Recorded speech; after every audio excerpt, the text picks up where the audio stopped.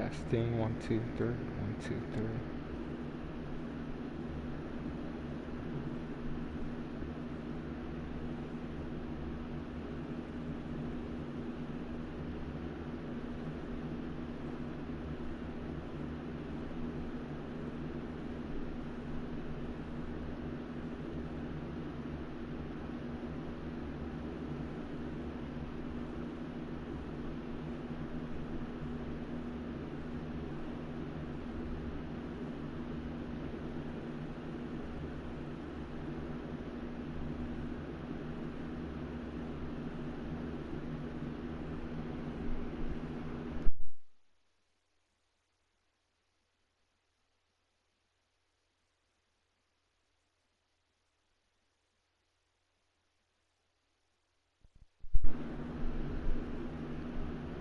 Test 1 2 3 1 2 3.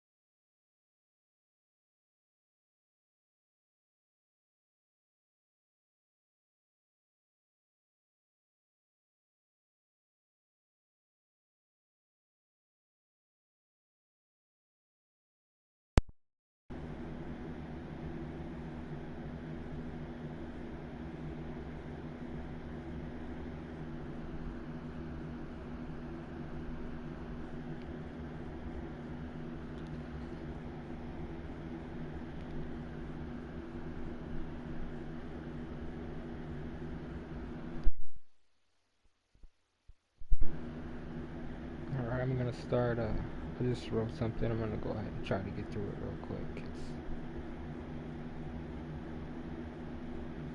I need to practice it a couple times. It's the intro for the stream.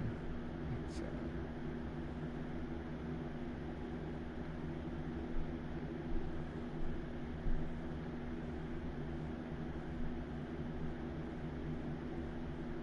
it's pretty much to explain the schedule and what's being streamed, and also explain, pretty much explain all the gameplay, pretty much, because since it's all player versus player, it's gonna pretty much explain most of what will be happening. Since if you just tune into the stream, you wouldn't even understand what's really happening on the screen. And I wanted to get it to so that you always be able to see where I'm at exactly, because I pretty much won't switch formats or anything whenever I start grinding or whatever. How I normally play, it's always the same thing. It wouldn't be anything like I wouldn't start playing a random game or start playing like I normally don't play. I always like do the same thing. It's like more of a routine, and it started off real small, and it's just improved. So it just got more complex, and it's just so much larger than it was. Since obviously when I didn't know how to play, that I wouldn't be able to know how to do too much. But now that I'm more of teaching than rather learning, that there's a lot more steps involved than from when I first started. It would just be over 2 years. So, and even the matches I go against other players, it's real confusing because they tend to say stuff in the middle of me playing, and it will throw off the viewers of what they're watching, and even the viewers wouldn't understand based off of what the other players are saying. And all that's more of to test me, I guess, to see what I would say back, because they stream too, so they understand how that is.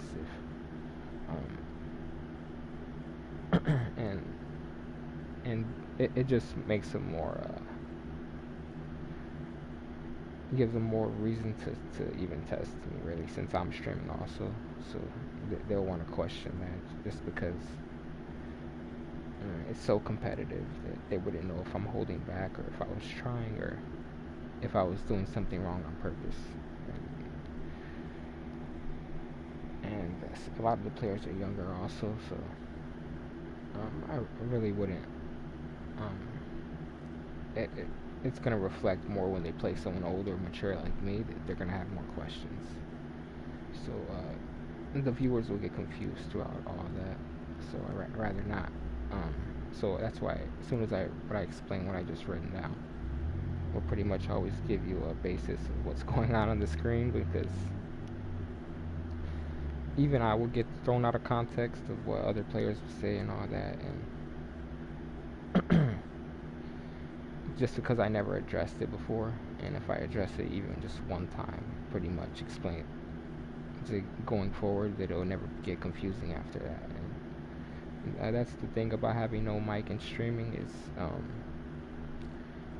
the players you're playing against, and even the viewers don't even know the player themselves. So there's just so many questions. So it's like kind of impossible to play the game and not have no mic, and then not type also, because um, I don't message random players either. I'm not gonna type with anybody really random or anything. And so there was like no explanation from me. So whenever I turn on the stream, it'll just be like really confusing, because nobody will really know what's on the screen, because the players will be pretty much questioning me about the stream, and the viewers are just trying to watch a game. You know what I mean? And since so that got really like awkward, I suppose. So um, giving more context to it is it's pretty much the backstory about um, what I'll play when I play Naruto Storm, which you will see every time I play Naruto Storm, but only Naruto Storm. And the rest of the games, I have to explain more details on what's going on in the game, and specifically how I play those games separately. So this would be completely separate from those other games. So it will be and it'll probably be like 30 minutes, just of I actually wanted to stretch it out throughout 4 hours of me talking about it and also just playing the game. But it'll be faster if I get through it first, and then it'll be less confusing. Rather than, so I'll just hit you with a bunch of information pretty much on will always be on the screen when Storm 4 is playing. And so the intro, let me see what else is there.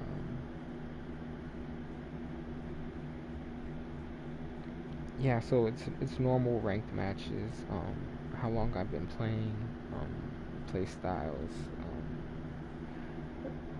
what level I'm playing. So since this is a fighting game, it's just always player versus player. So the other player is gonna have, there's always gonna be a skill difference between both players, and it will come down to who's played the game longer and all that. So I've been playing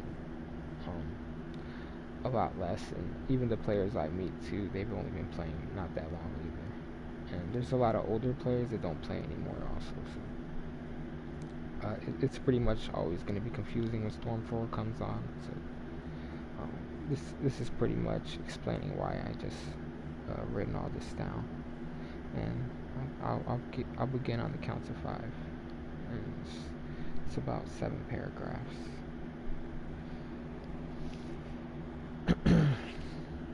My throat's kind of scratchy right now, but I'm gonna go ahead and try to speak clearly. And there's a lot of typos in it, so I gotta word around a lot of the words and some of the sentences and paragraphs that are they will make a lot more sense. I didn't use any autocorrect, and I didn't proofread this yet, but I'm gonna go ahead and start. 1, 2, 3. Alright. So this is the beginning of the stream. Welcome. This is S4 YouTube stream for Trisect. I played Naruto for a long time, fighting in general. My style, pretty much how I'd play the fight every time as soon as the match starts. Other players will be rehearsed. I'm going to do more of a more of unpredictable style to where I wouldn't really want to be guessable. Most average players play exactly the same, so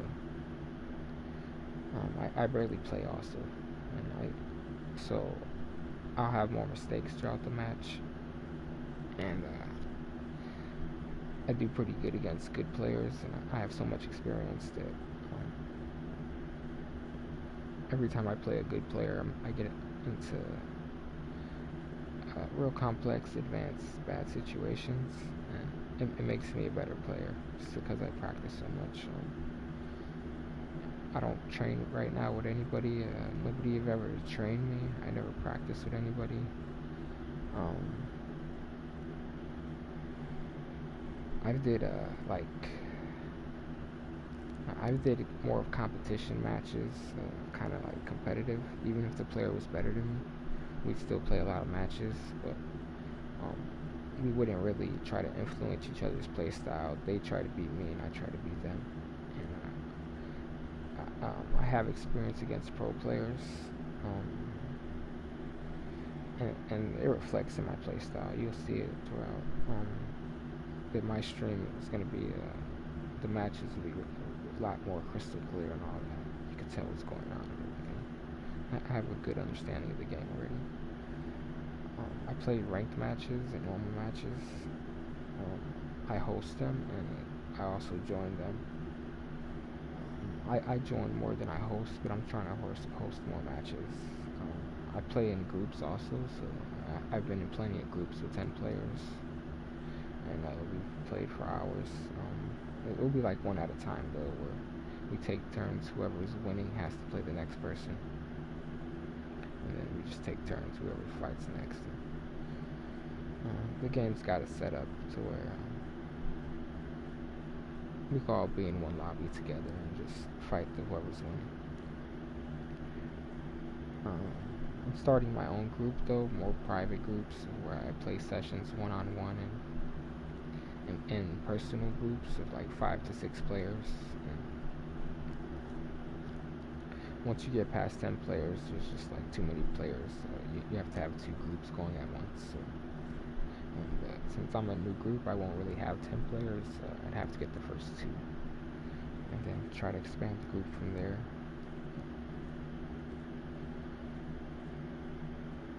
Yeah, I've had hundreds of matches in that type of setting, and also like just regular random settings. It'll be thousands of matches, in, like random, normal, and ranked matches. I'd say I'm at 5,000. No, not 5,000. Probably, yeah, it'll be around 8,000 to 10,000 matches played already. Across a bunch of accounts. On this account, you only see 1,000 matches played in ranked and about 400 normals. So there's only 1,400 matches played. So I only played about that'll be like 15% of my matches. That'll be like 10% of my matches on this account, possibly. This is about my 4th account. I have other accounts. My voice is getting kind of more scratchy. I have to get used to talking for longer periods, especially the stuff I write out, since I write out a lot of big words. And I also have trouble in game also whenever I talk too much. It's because I don't talk all the time, and when I do, it's just not used to it. But it comes and goes, so my voice will clear up in a little bit. Let's see. So, I'm going to begin the next paragraph.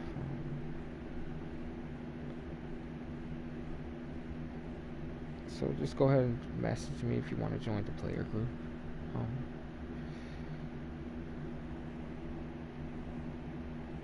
You'd have to play a few times, and then it'd be up to you if you're going to join.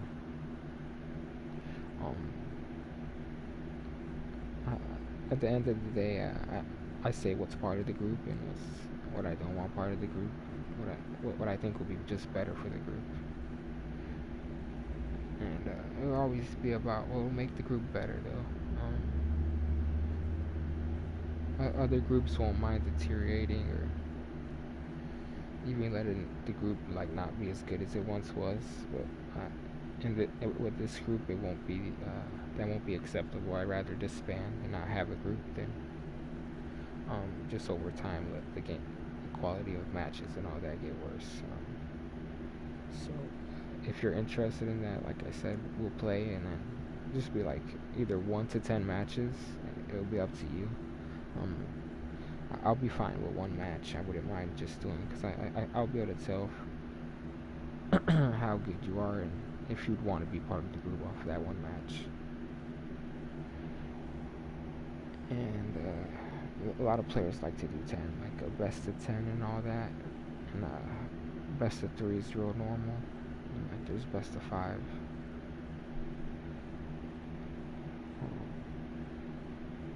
And most of the communication I do online in game is all with professional, mature players. So if I feel like someone isn't intelligent enough to communicate with me, or even mature enough, they'll be. I won't be reaching out to them. Um, and if they ever like reach out to me, it'll be more of I wouldn't really have too much to explain to anybody that doesn't really understand anything and it's acting like a child. So um, I don't mind them talking in the match, like just like little back and forth stuff, but as long as it's not too personal. And if you are winning the match, I don't mind players bragging if they won the match. That's fine. Go ahead. You could brag all you want. It's because it's hard to control like the hype of winning the match and all that, and we play at a pretty high competitive level too. That players get hyped up. Just as long as they don't go too far with bragging and all that. And then, that's more for the younger players. They're the ones that more get out of line. But there's our older players that are just really weird. Even much older than me and all that. And I will personally deal with them. You'll definitely hear me talk to them. But it'll be to block them and tell them not to contact me. And there's a lot of psychopaths and all that out there. And I'm going to deal with them accordingly and more justly because I'm streaming. I'm not trying to get banned from anything. And I'm also not trying to cause any problems to other people. But when we come across those players, I'm gonna deal with it real swiftly and let's keep it as professional as possible for the stream. Just as long as we can keep moving along. I'll have moderators later on. Right now, it'll just be banned on site. Block them on site also, and I won't be letting them take up any of the time. I'm gonna move along as fast as possible.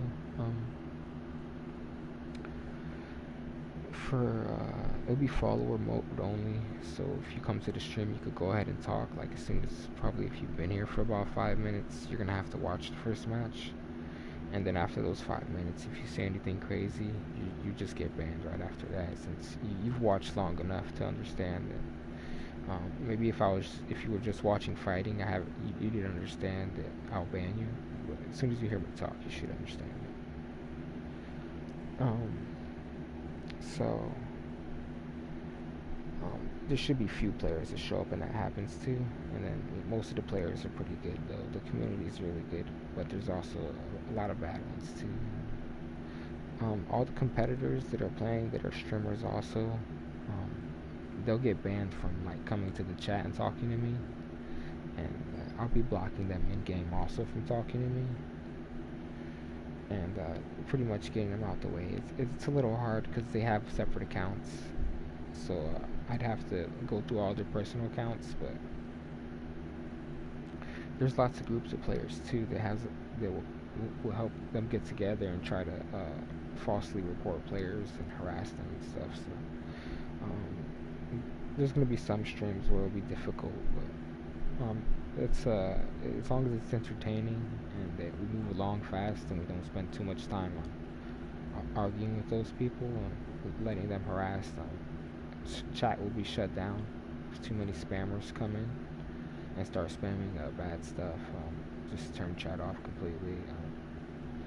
But that's why I'll have Discord going also, and I'd have other places where we could communicate and we could chat through there.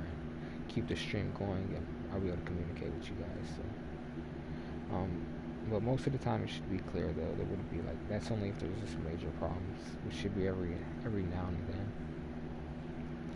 And they'll happen less and less because I'll get better with dealing with them. It's just that I've had nothing to deal with, so no, I could just get better at dealing with it. It's just period. Um, there's the egos involved with this game is really hard because it's a really complex game, and there's just like 1,000 steps to this ladder, like 1,000 extra steps to climb up the ladder of this game than there are in other games because it's based on combinations of teams. So there's just thousands of different team styles, and and each of them make up thousands of different combos also. And it's gonna take thousands of matches to train on all those. So we're talking about millions of possibilities of matches and what could happen in a match. So players with a lot of experience, they're gonna win 99% of their matches. And those 0.1%, that's only if you're a pro player and can actually respond to what they're doing on screen. They they memorize a lot of advanced techniques, so you're gonna have to learn their style. You're gonna have to be trained by them. You're gonna have to copy their moves. I've copied their moves already, but I have my own style to where I'm gonna be doing different stuff than how they play. They're playing with a perfect frame rate. You're gonna have to know how to do those perfect frame rates, or just like at least a few of them every now and then, in order even to learn the game. If you can't hit anything like flawlessly, then you won't learn, and you won't advance or improve, and you won't have fun or even play the game. So, um, my training is really advanced and hard to do, and it reflects how hard the game is. My presets are pretty advanced also, and it reflects the thousands of different teams and combos. The fact that I have a real complex of the way I set up my 3-man teams, and we have a setup that we can have 9 teams saved, ready to play at any moment. Each of those 9 teams is devised of 3 different ninja, and as I said before, they consist of thousands of different combos those 3 different ninja could do together. And there's over thousands of different combinations of 3-man squads you could do. So it's real advanced and real complex how I set up my teams and the way I play the game. Because I've been playing for about 2 years. I was telling you earlier, I have experience with practice against pro players, so they help me understand the game. I've said I've never been trained, but those matches I played against them, they understood that it was helping me understand the game. That's why they let me play against them. So it's not like I just got better on my own. I was getting better on my own, but they came and sped me up. And not because I needed it, it was just because that's something they offered. And I played the game to have fun. And when I first started with this game, it wasn't fun. So that's part of the reason why I let them play against me also. Because I wasn't having fun, because I wasn't understanding the game as well as they were. So it helped me have fun pretty much. They pretty much let me have fun by joining their group. And that's why other players don't get good at Storm 4 also, because they're going to play the game and they're not going to have fun learning it, because they're going to be getting beat by all these groups of players that practice every day and been playing for a while, and they helped each other out. And you get tired of losing, but I'm so advanced that I'm past that, and I'm just more at the point where I could train and do whatever I want, and I could have a lot of fun at the game. And I've talked to a lot of other good players, and they tend to always have fun when they play the game also, but I see some good players also play the game less because they have less fun, and sometimes it's because they don't like playing like one specific player. But some people have a hard time playing everyone. Like they just don't like competition against no one. They don't like nobody like even hitting them. And as soon as you hit them one time, it's like they stopped having fun, and then they make you stop having fun. So it's a toxic game to where if you don't know how to protect yourself, you're gonna stop having fun, and you're gonna stop other players from having fun too. Because it's a hard game to play, and when somebody else is, having fun at the game, and you're just losing back to back. Um, there's little competition because of that. So you'll notice that it's more funner when you have streams like this to watch and other players to learn off. Um, it's pretty much the only way this game will still be is so popular. That's why everything's still pretty active. It's never been a super huge community, but there's always been streams online and players playing online, and it does get slow. Or you can't see that many streams up, and there's not too many online matches going. But it's regional also around the world and different servers and all that. So it's a huge player base. My presets, I have 9 of them. I research ideas to make better presets. So I've had worse presets in the past, and I'm gonna have better presets in the future. But I have 9 currently that I'm using. I have a backup 9 that I have, and then I have 10 more that I've made since the beginning of this year that I use currently. And I have put away in a file probably another 100 presets that I'll probably never use again, but I might bring them out randomly if I just don't know when I'll ever play them. And I'm just making better presets at this point that it would be real surprising if I make the same preset twice because I'm so advanced at it. So I'm gonna have there's just I think there's a couple hundred, there's about 100,000, couple 100,000 possible presets, if not a million different possibilities you can make. And I don't think any players really has a file of more than 1,000 presets.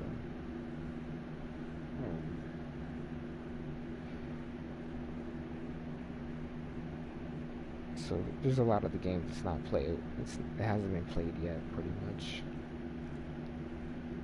because every player is playing only a handful of presets, and there might be millions of players, but there's just more presets possible than everybody, because everybody likes playing the same characters, so everybody's stuck in the meta of the game. And the current meta of the game's probably been stuck like that for a long time already, so the meta hasn't changed in a while. Player style are changing the meta though, and it depends who practices more. And because players are getting better, all the best players are getting better still. All the worst players are just having more steps they have to climb to even keep playing the game, because the ladder just keeps going up. Because there's so much that hasn't been played yet that it's starting to be played and nobody's ready for it, because the game's been out for 5 years, or about 5-7 years already. So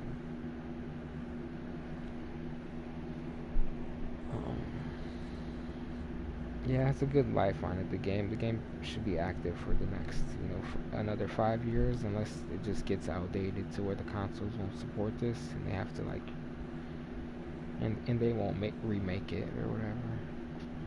The new Naruto game is gonna be totally different from this one, and it should be out shortly. So, my presets are gonna be on the screen right now. So, I could talk about these all day, and then I could even go into how I come across them. But if you ever join the group, that's when I'll get more into depth about it. But it'll have to be through the group though. And it's not that there's any requirements to be part of the group, or there's any jobs you have to do. It's just you're part of the group, and when you're ready to play, we'll play. And I'll talk about things when I'm ready, and there's just so much to talk about right now that would be more distracting. So I could talk about a little bit on each stream, and more later down the line, I'll explain. I'll explain more and more, even as time goes on. So it's actually better that way. There's just so much to explain.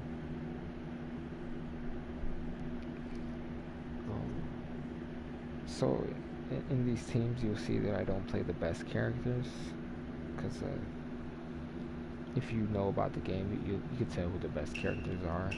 You won't really see any of them up there on the screen right now.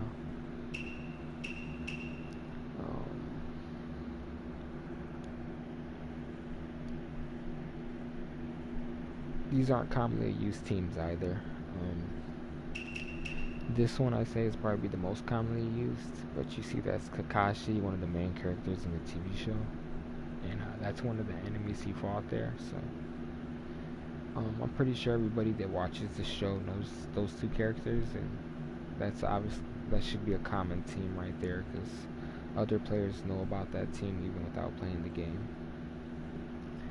But this one too, that's kind of part of the TV show, but not everybody watched the complete anime. So even though this one should be a common team too, I'm not sure everybody watched the fillers and would know that's Naruto's father, and that's Kakashi when he was younger. So when we go over here to those are three completely random characters. They're not connected to each other directly. They're kind of from three different timelines, almost. And one of them's a completely side character, and the other one's like one of the main superheroes, and the other one's like a main villain. So that'll be an example of a not common team. So I don't play common teams basically. So these two will be like common, but players don't really like playing weak teams, and these teams will be really hard to use, even though they're actually really strong teams. But a new player on those teams would be really weak because they wouldn't know how to use them. So they're actually not common teams, but they should be.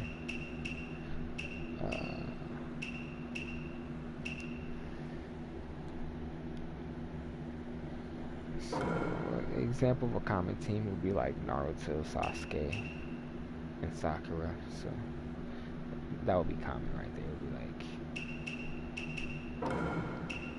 Team 7, the main team from the anime. Since Shinobi is based on 3-man groups, and in this fighting game they give you 3-man groups. So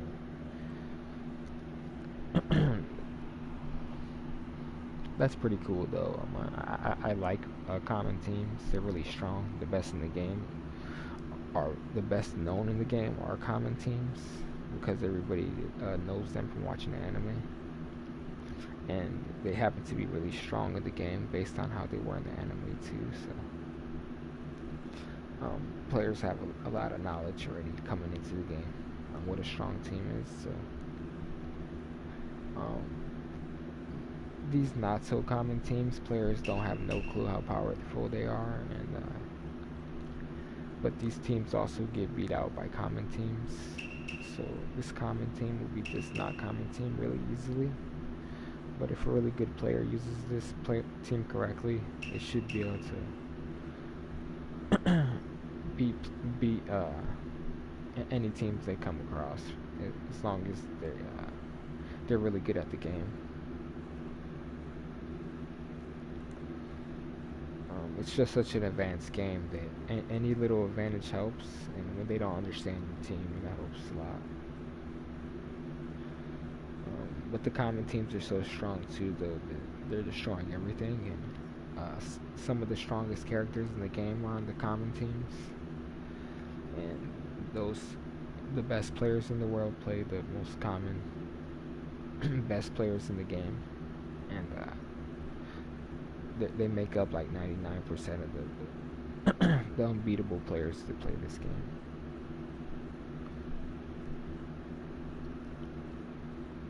And example of that team would be like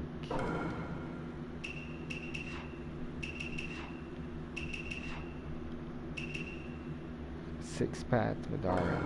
Since he's strong in that TV show, he's strong in the game also, and he's just 10 times stronger than anybody else in the game also for some reason.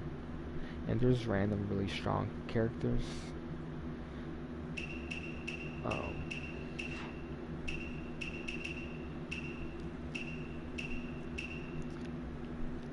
Danzo wasn't like super strong in the TV show, but he was strong to where he was like looking like stronger than Sasuke. And yeah, he's insanely broken in this game too. So it'll just be common to see a team like that. And the random broken common people that nobody knows about would be this side character right here. For some reason, she beats anybody. Like she'll even beat Six Paths Madara. The other one right there, and she's nowhere as strong as them in the TV show. So it's hard to explain why she's stronger than them in the game. But it's just the way the game was made, and there's not too much. It's not 100% knowledge known about who they were in the TV show, also, because they only give us little glimpses into their lives and how strong they actually are, based on who they decide to, who the writers wanted to put them against for a good match in the TV show.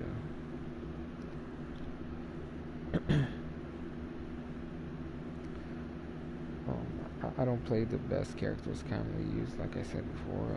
I focus on a more surprising style. My potential, like most players know that my potential is rising every day, and most players look forward to watching me grow as a player than they would other players.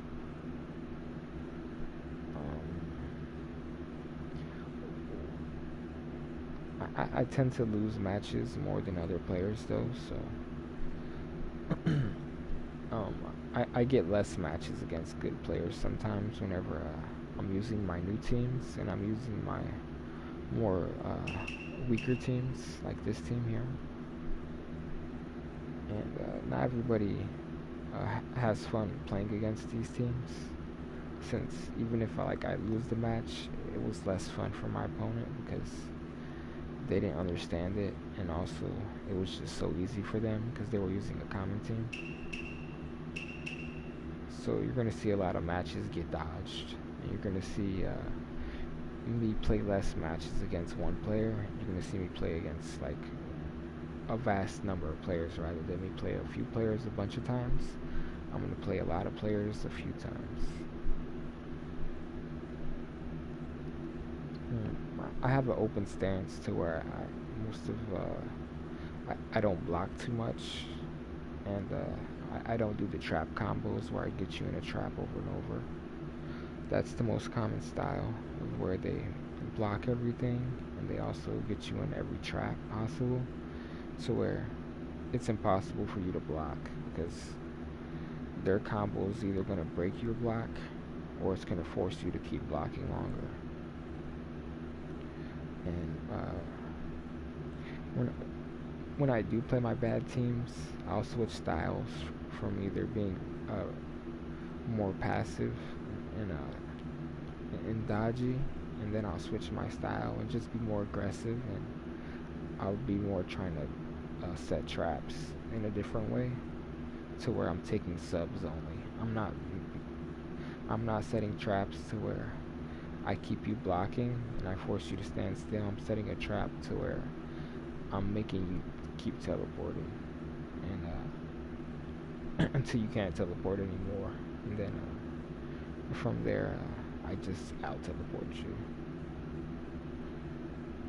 and I win those matches really fast. So I'm either gonna have a really long match or I'm gonna have a really slow match, and there's less teleportation, and it's gonna just happen so fast to where we'll probably finish the match in about 30 seconds instead of us doing the whole 6 minutes. Yeah, I think the longest match would be about 6 minutes, and the shortest one would be about 30 seconds. Yeah, because I could two stock somebody. I mean, I could drop your whole bar in about 15 seconds for the first match, and I could do it again, probably faster. Because I'll be so hyped up for the second match. And it's a frustrating play style. It's like hot and cold here and there. And it's hard to control, so um, it varies for how many matches I win and lose. There's just some days where I win a lot of matches, but most days I'll probably be down about like 60% of my matches, only winning 40%. But that's because my teams are complex and new, and they're also not. They're really experimental teams. They're teams that other players don't use, so nobody really knows anything about them. Since everybody uses the same teams, we all have like a collective information about what the same, what all of the same teams do. We tend to share a lot of the same information from seeing the same teams over and over. The dash cut, I'll speak on the dash cut. That's broken. If you use that, you don't know how to play the game. None of the best players are using the dash cut. They are using it to troll though, so if you're playing ranked, you're gonna bump into like the best players using dash cuts, and it doesn't really. It helps everybody get better at the game, but it's just impossible to win because you're 10 times stronger with the dash cut. So the best players do use it, but a lot of the bad players use it a lot too. Also, it's hard to say who uses it more. Ranks unplayable, and so is player matches because there's so many dash cuts that it's going to be hard for you to find a good opponent that's not using a dash cut and that knows how to play the game. Because then even if you find a good opponent, they're going to be using the dash cut, so you're not going to learn anything playing them. They're just going to already be the best and could beat you without it, but they'll go a step further and just like torture you with the dash cut. For professional levels, if you're making money off the game, like through tournaments, I don't think they host tournaments for this game like that, but the professional players, like the best of the game, they'll be trying to make revenue through side hustles connected to the game and all that, so they're not allowed to use the dash cuts in tournaments, so if they're getting any reputation that way, I'm not sure if they can use dash cuts in tournaments. I just know certain characters are banned and certain dash cuts are, so it just doesn't make any sense to run the dash cut too much, and even to play broken characters to where it's not really going to be something anybody has to worry about to be validated at playing the game at a good level, because you'll never be able to play them in tournaments or nothing like that. So as far as common teams go,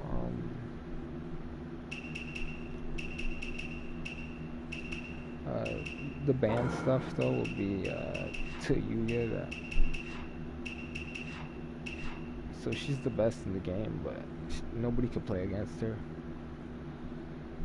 So everybody playing her, like even the best players, nobody plays them. They're not getting matches. There's not like, if you play dash cuts, you play Tuya, everybody's gonna avoid you. Even the pro players don't want to play against you, so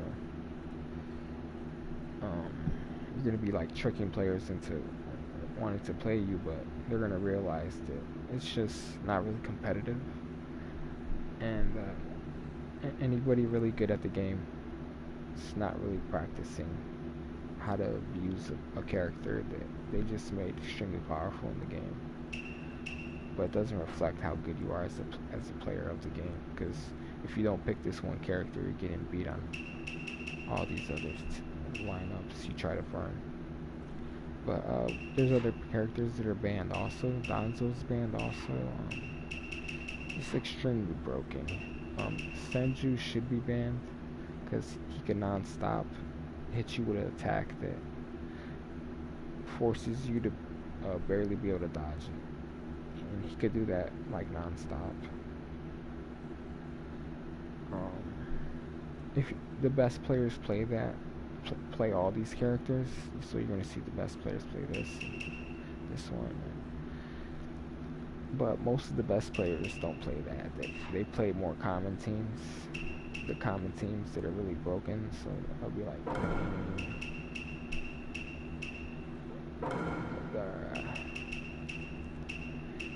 and they'll be like Itachi. And so those are common characters in the TV show, and they're also common in the game, and they're common for the best players to play. And they're really strong in the game to where they'll still beat the characters that are banned. This team right here could beat a team of banned characters still.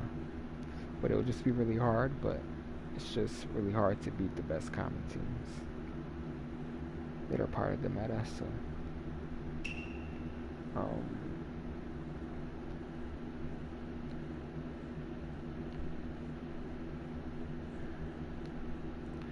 yeah, I'm pretty positive.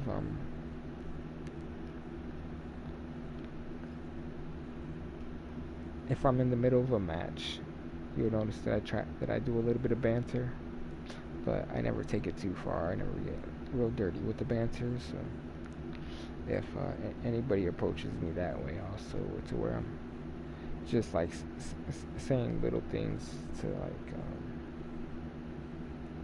just for momentum and to like get more hype going. If anybody takes that the wrong way and takes it too far, I'm just gonna block them. You might hear an argument, but that's probably gonna be the worst thing you see on stream, though. Is if I'm doing a little trash talk and someone just takes it too personally, and that always happens pretty much. And I'm just so professional that I know how to avoid it, and I'm just really careful at defusing it also. Like so if I ever get another player going, I'm gonna do as best I can to not block them, and to also to get them to understand that they're taking it too personal. I'm not doing personal attacks. But there's our players that do that, and I'm gonna address them specifically. If I catch them doing a personal attack and taking things too seriously, yeah, I'll definitely chew them out and let them know. And that's gonna be the worst thing you'll have to see. But I'll probably turn off stream and talk to them, so you guys don't have to see it. But just so that I could show stream also that that type of behavior is unacceptable, I'll also leave stream up to make examples out of the most toxic players, since I don't believe anybody should be having to deal with that. And even if I wasn't streaming, say, and if I was just a random player in the lobby, like I would never just sit there and let another player get abusive over the internet. And you're definitely getting reported, and you're definitely getting blocked. So that way, I can make sure you don't bother anybody else, and you definitely don't bother me. But I'm good to talk to him. I'm a pretty positive influence, and just send the invite or friend request and contact me, and try to come across as many players as possible to research and train and gather more information to get better. I do commentary and analysis. I have a complex understanding of things and everything, of not just my gameplay, but also what the opponents, what could be going through their head, and how their style is different from mine. So I can notice how I see things and how my opponent sees things differently, and I can also explain that to the viewers to do some analysis and commentary, and it helps me get better when I do that also, because I'm also learning information, and as I learn, if I'm teaching it also, it helps me process more information about it because I'm asking more questions, trying to interact with the viewers. So that's part of the reason why I stream also, because interacting with the viewers and even explaining things helps me get a better understanding also, as well as the viewer also. So I like doing things for the greater good, so that helps everything all around. That I'm able to stream these games and talk about them to players that like watching my stream and that are good at the game.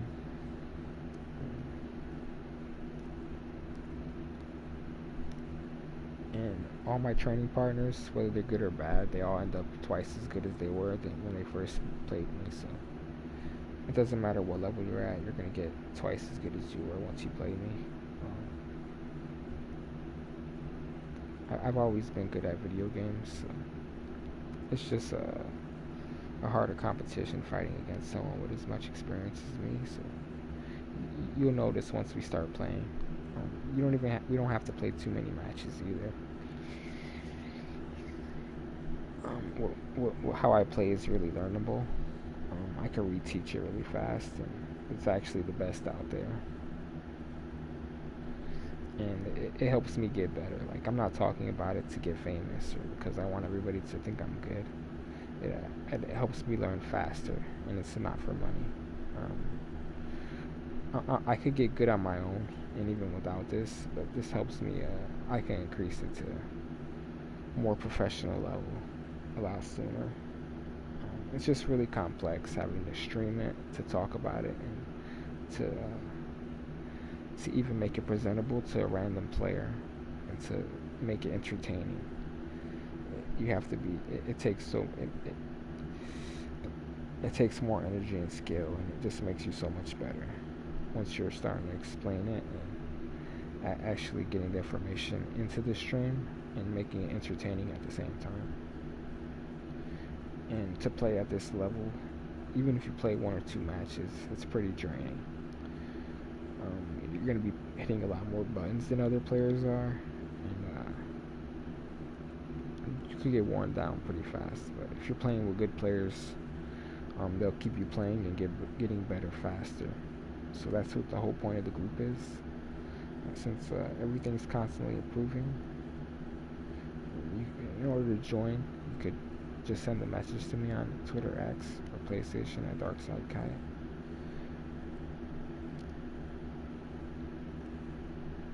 That was pretty much everything that could be said. I'm gonna go back and rewatch the recording of that, and I might redo this a couple times. So that was just the first take. So I'm gonna end up going back and doing it 3 takes, and I'm gonna fix the typos, and I want it to be more. There was too many pauses in between me going through the paragraphs, and I had to think of a lot more stuff to make it make more sense to add to it. I improvised a lot throughout it, but I was able to get across most of the key points to start out. And we'll just keep building from there, because that's not even half of half the explanation of that was more of the introduction, so that was more of a brief summary. Everything I just talked about, it all could be talked about for hours, pretty much, a lot longer, and it'll have to be re-talked about, because I'll be able to explain it a lot better as time goes on.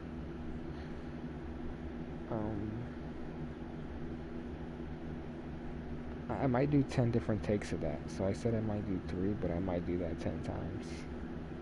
It took me about like 30 minutes just to get through that in one take. I'm pretty sure I could get through that a lot faster.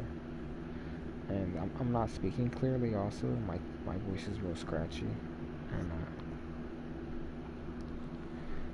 And so hopefully next time I do it, it's a lot less, it's a lot more clearer. and I'm gonna get a better microphone. I'm using a real cheap microphone right now also,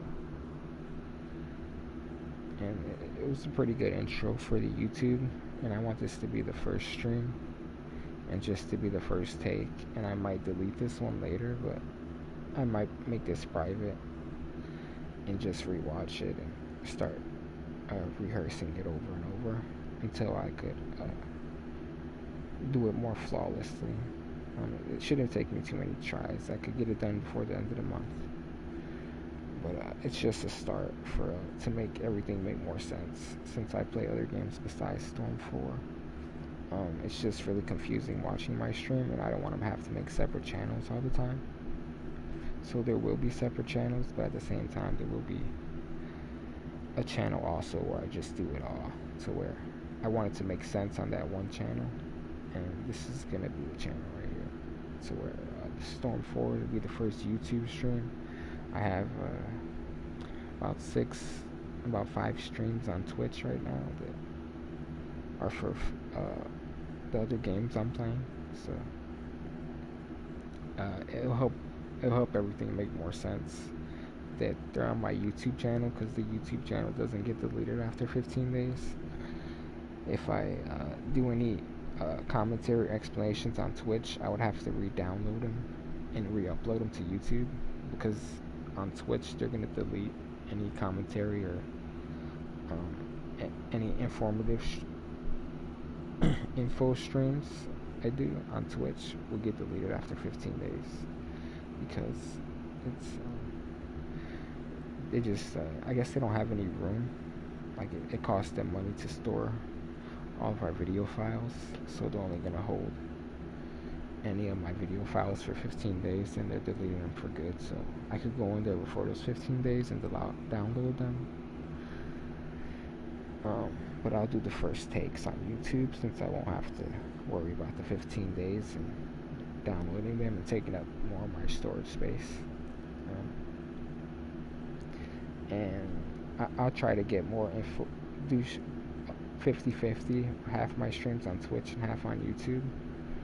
But you might have, in order to understand the streams more, you probably have to watch some of the YouTube ones, or I'd probably have to find a way to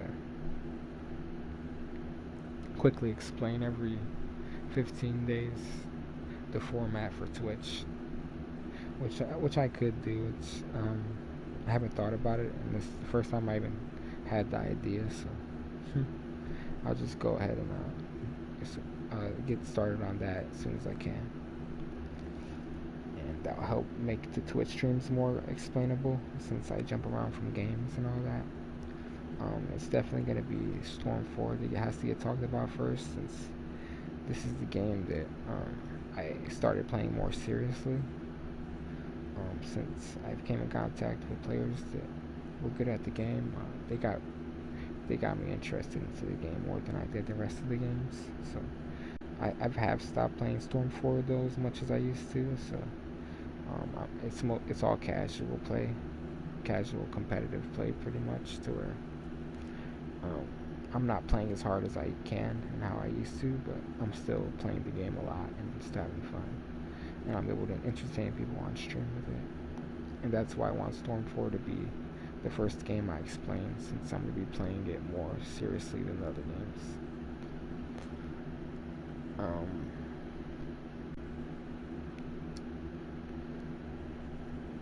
And there's just so much more to explain in Storm 4. It's just more complex, and the other players have so much to say also when I'm on stream also. So anybody viewing me playing Storm 4 will get real confused, and I want to give them a more standard experience, like a consistent standard experience every time, that whenever they tune into a Storm 4 stream, that they understand the person that's streaming it and what he's trying to give to his audience.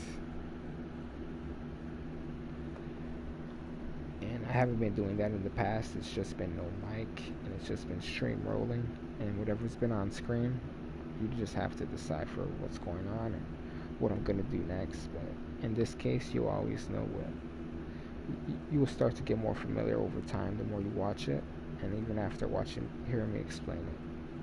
a few different times. So Stormfall will be the first one I introduce. I'm pretty serious into Ark Survival Evolved. I'm not sure if that will be the second one. I've wanted that to be the first one since I'm putting in the most time into that game at the moment, and I'm also doing a lot better at that game than anybody else at any other games, and like on a competitive level. And I'm just improving a lot faster. There's just more to do in Ark than other games, and it's a more risky game to stream. And it's more complex, and there's a lot of stuff to get into with streaming it and just interacting with the player base. So I'll talk about Ark Survival. It's probably in the coming months. It's going to take a while for me to get all that ready for Ark Survival, and I'm going to just be working on Storm 4, I believe. But I might do it at the same time where I work on Storm 4.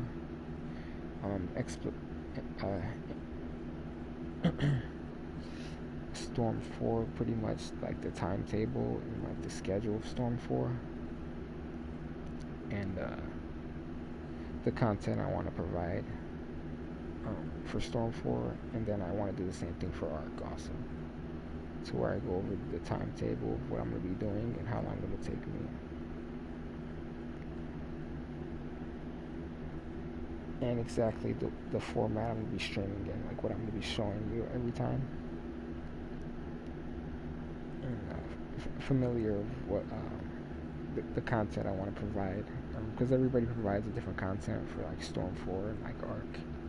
They provide a different experience. They take different steps and go in depth at explaining different things.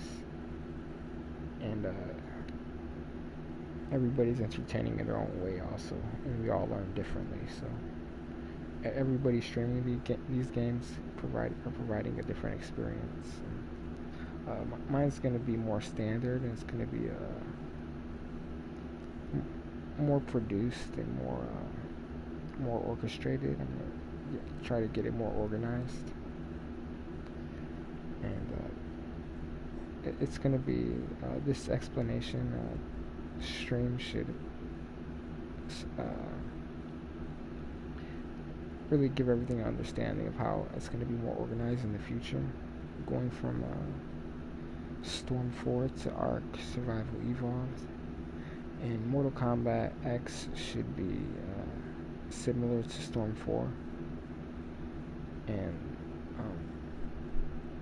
I should be getting into the new Naruto game also. And I should also be getting into the new Mortal Kombat game and the next Ark game also. I'm going to be dropping the money to get a new PS5, and probably get a new console also, and try to do Ark through the console and do the PS5 for my fighting games. And I could get that done before the end of the year. I'm gonna see how everything goes and how long it takes me to set up the streams more, since this first practice stream. I'm gonna be getting into improving this a lot more before I do a for real stream of this, to where I provide you the information of the content I want to provide, and then I'm giving you and I'm meeting the standard of experience I want to provide. Because right now this stream's been real sloppy, and I've been all over the place about talking about things, and I don't ever want to go off topic or be confusing, to where players don't understand that I'm doing commentary or analysis, or I'm explaining my style, or I'm just explaining of what I'm learning and what I see the opponents putting on my screen.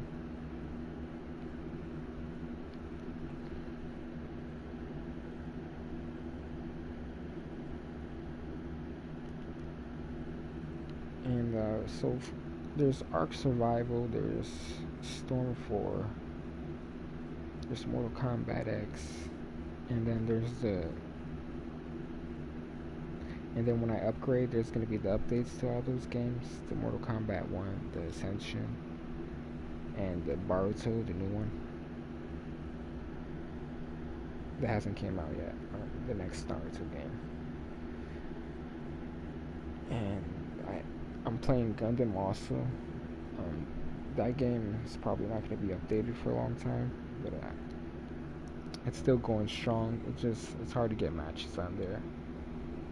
I could probably only get like 3 matches an hour. It'll be hard to get more than that since I have a connection issue with the servers. So outside of Gundam, I also have. Let's see. So I have poker also. I wouldn't be able to talk about poker since there's people trying to make actual money off of that, and I'm not trying to have everybody trying to get rich off my stream. So poker is gonna be completely competitive. You can see my hand, so you can kind of know what I'm thinking and all that. But I'm gonna be talking about what's going on the table. But you're gonna get better. You're gonna be actually be able to make money watching me play poker. I don't do it in real life because I could get a lot of money in other ways, and I just kind of feel like gambling's always risky and all that. Of just like the type of energy you attract, and I got a pretty good family lifestyle to where I'm not the type of person that wants to be at a casino around those type of people. But the poker is really good though. It's high level. I do blackjack also, so I'm good at blackjack, and I've been doing pretty good at craps and roulette too. I have a thing for roulette and even the slots also.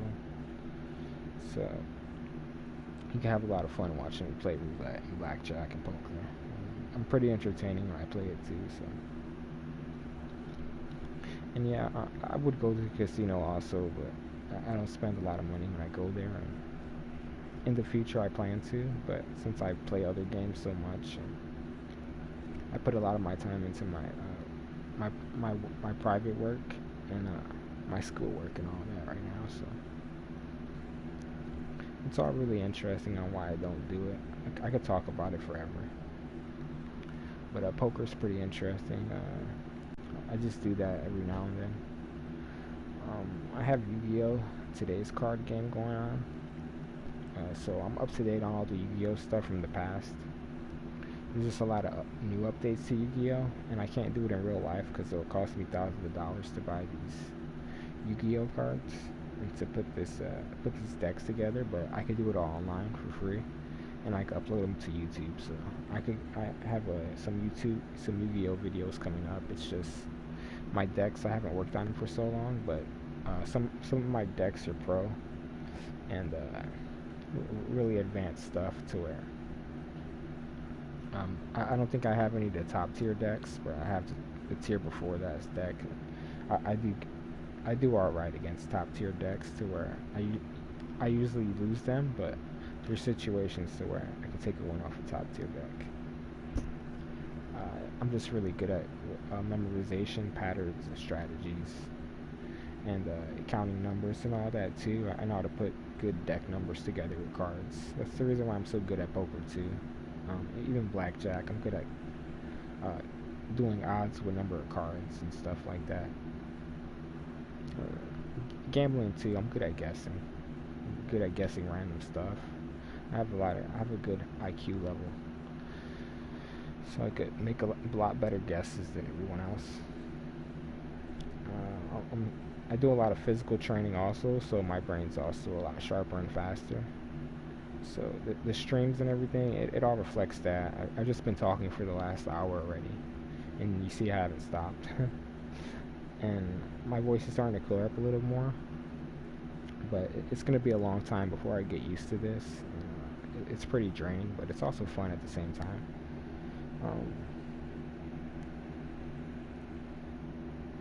Yeah, so it's just I'm like in my prime already at 32, so it's all high quality, really high quality results on everything I do. So my schoolwork goes pretty well, my work life goes pretty well, my relationships with other people go well also. I could deal with difficult people, and I'm also good with dealing with people that that everybody likes also. So I cook also. I work in kitchens. I do chefs and I do high stakes work in the kitchens and all that. So I only work with high trained individuals to where if you weren't highly trained, you would be fired on the spot from even working with any of my coworkers and me. So I'm used to my coworkers yelling also and like doing like stuff, but they're also really good at their job though. So I know how to take criticism from them. So where sometimes I might be I have trouble criticizing others because I criticize them too much. To where I'm used to giving my coworkers like my thoughts, and then sometimes I realize it hurts my coworkers, and I end up doing it to other people too. Like just when they do something I don't like, and I just have to articulate myself better to where um, that's why I don't try to do banter too much and try to trash talk to other players because it can get out of hand because you have to be really highly trained to be professional and to defuse situations to where um, nobody has any hard feelings and that that people will always remember stuff. Drama carries on. What's a problem one day is going to keep being a problem every day until it gets fixed. So, with age, you start to understand that. But yeah, that's the main thing I look out for when streaming is to make sure I don't, at, that everything stays professional and everything stays casual and pretty neutral about everything going forward. And as long as the stream isn't something to get caught up in, it gets caught up in any drama, and nobody else, gets caught up in any drama that does happen. That I'm not providing a bad content or bad experience. Um, and I do rewatch all the videos, all my gameplay I rewatch, and I rewatch my VODs to listen to me talk and all that, and just to work on doing it better and all that. So I'm able to reflect on what I did wrong a lot, and I practice by myself also in private too every now and then, and that's when I do the most improvement is I practice by myself, and and if you want to get better at the game and like play around me,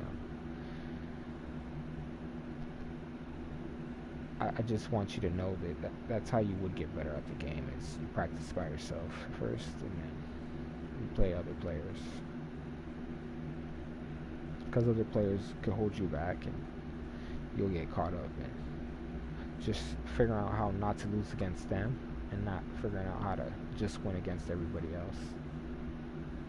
But you could get better by just not trying to figure out how to lose against them. But there's so many toxic players, you could also get caught up in a player just abusing you over and over again and not really trying to help you get better at the game and watching you lose. And there's players that believe that you just get better by, and that's the only way to get better. But you could actually, you never, that's not true. The only way you get better is you play with somebody that's kind of neutral, and they don't have to tell you what's going on. They could just let you play, but they'd have to more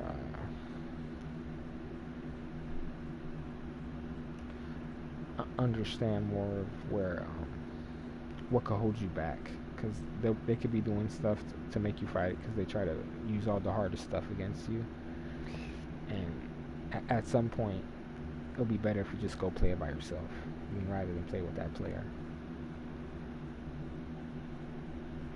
And 9 times out of 10 that's the case though. You'll be lucky if you find a player that can come and train you, and most players that play Naruto got trained by somebody they probably didn't like though, but it's because they weren't having fun at the game. So all the pro players, they all got like weird mentors. It seems like somebody that's like not their best friend, but somebody that they did meet that was good at the game. And there's players that play Naruto that their mentor is like their best friend, like probably identical to them, or somebody they really get along with. But as far as I go, I mostly met good players at the game that didn't really share that many interests with me.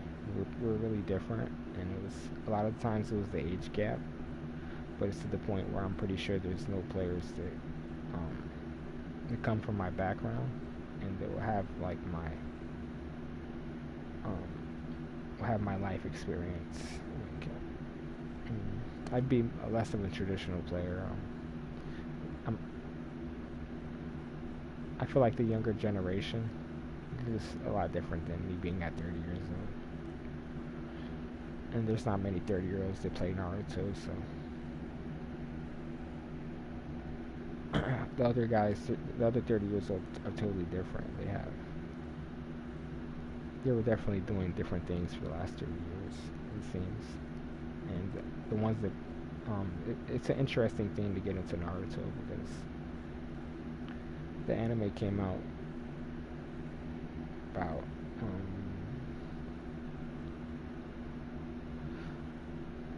just about 15 years ago. Not 15 years ago, about 20, 25 years ago. And every generation's picked it up since it's been out. And there's just so many different people that are interested in this one game. That are interested for certain reasons, though, because they watched the TV show and they related to it in a certain way. And if you compare that to when I play Mortal Kombat, you'll see that it's a different player base. The player base that plays Naruto, it's real talkative. They're like real savvy and real sharp and all that. And when you play Mortal Kombat, they're like really laid back and casual, and they're more jaded. They like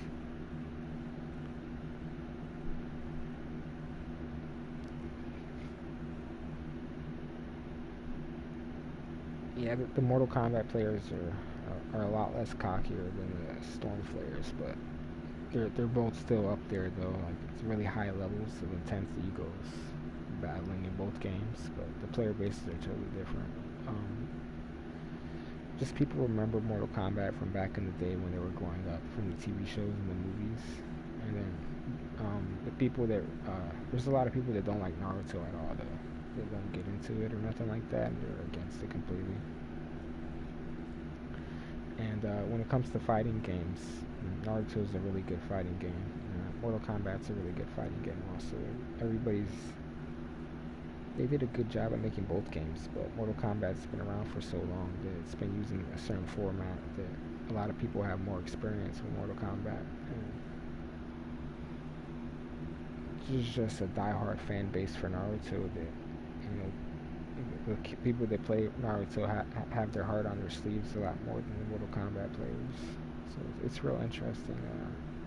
You see the fan base of Arc be a lot of people that are like into exploring stuff, like totally different from the Mortal Kombat and Storm players. And the gamblers I play when I play poker and all that, now those people are the most interesting. They have like a lot of characters you'll see at the poker table and all that. The people sitting out for blackjack.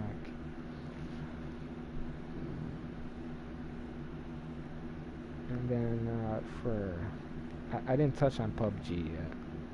I almost passed it up.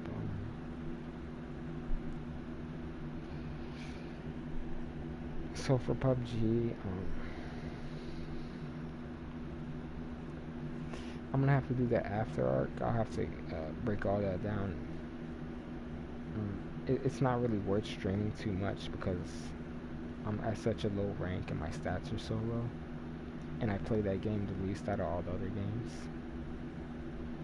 And it's real interesting to watch me play, and people do want to watch me play it at the low level because they still put me on the teams with high level players. but I'm like in low tier lobbies though. I'm not like in the really good lobbies. I'm in the crap lobbies, and I'm still having trouble doing a lot of stuff. But I understand PUBG and Battle Royale so well that it's really entertaining to watch me learn and get better at Battle Royale.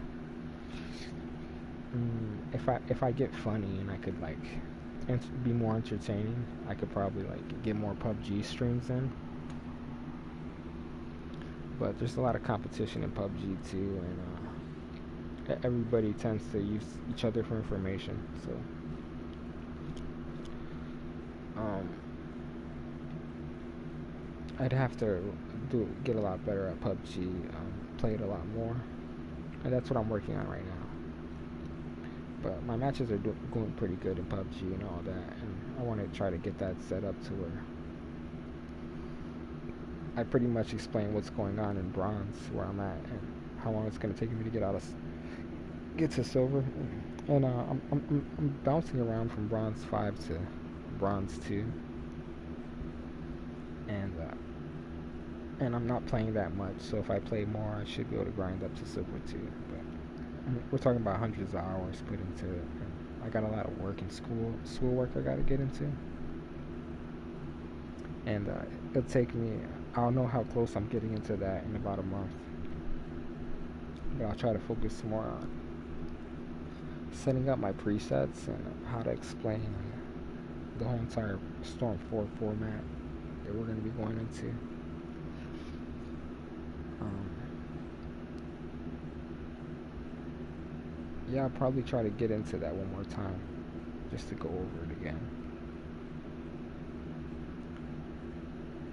So, yeah, this is a. So, one, two, three. Alright.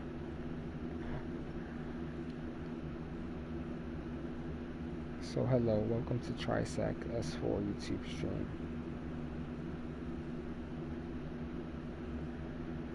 I'm a long time Naruto fighting player.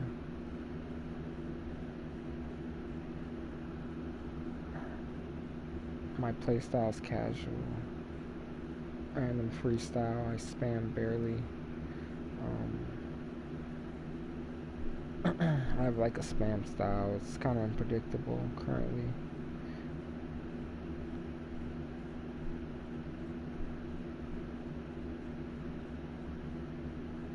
Currently part of no groups.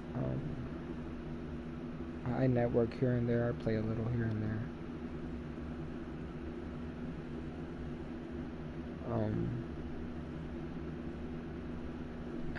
I bounce around from group to group. I play normal and ranked matches. I host them. I do play large groups here and there. Currently, I'm starting my own group.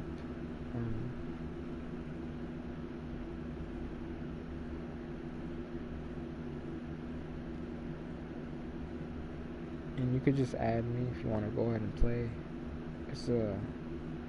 We'll go ahead and have some matches, and if you're still interested after the matches,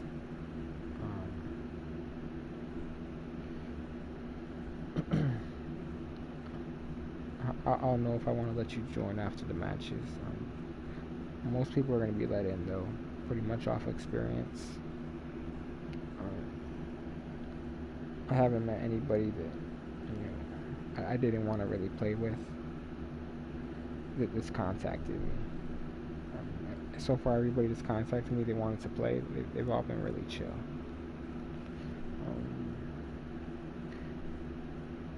So for the group though, I only communicate and network with mature, intelligent players. You have to have a high IQ level. You have to have good hospitality in order to be part of the group. Kind of be able to understand what's going on and what direction the group wants to go into, and how you would want the group to help you. You have to be able to communicate that. So you usually need a high IQ in order to do that. And you have to have good hospitality to be able to approach us. So I don't mind any banter back and forth of players about, or them bragging about winning all their matches. There's thousands of different team combos, styles. It takes thousands of matches to train any one of them to a decent level. A few character combos will dominate 99% of team comps. There's also a few players who memorize more advanced attacks than the average players are used to, so they're unbeatable unless you do some pro training and copy their moves and styles. You can catch up with the unbeatable players in a short time if you really want it. My training is advanced and it's hard to understand and explain. My presets are advanced and I research new ideas to make my preset better. I don't play the best characters or commonly used teams that are part of the meta. I focus on a unique special style to surprise high-level players. I get punished for constantly trying new things, but I'm considered to have the most potential in the future, so the heavy price I pay for losing is paying off more and more each day. The other players have difficulty to play sometimes as I'm discovering new things. It's pretty impressive and inspiring to watch me play for the whole Naruto community. I have a pretty open stance and I don't do trap combos yet. I kind of save it for later. So I usually let players get up after I knock them down. On my best teams, but on my worst teams, I'm going to try to spam more and I'm going to try to get more of your subs out and I'll sub you and end the game really fast. I'm known to have really good fast matches against players that make mistakes a lot. You won't get too many chances to make that many mistakes, pretty much. If you're good at the game and don't make mistakes, you're gonna have a good time playing. You're gonna have an easy time playing against me if you make less mistakes than I do. My style is kind of high and cold.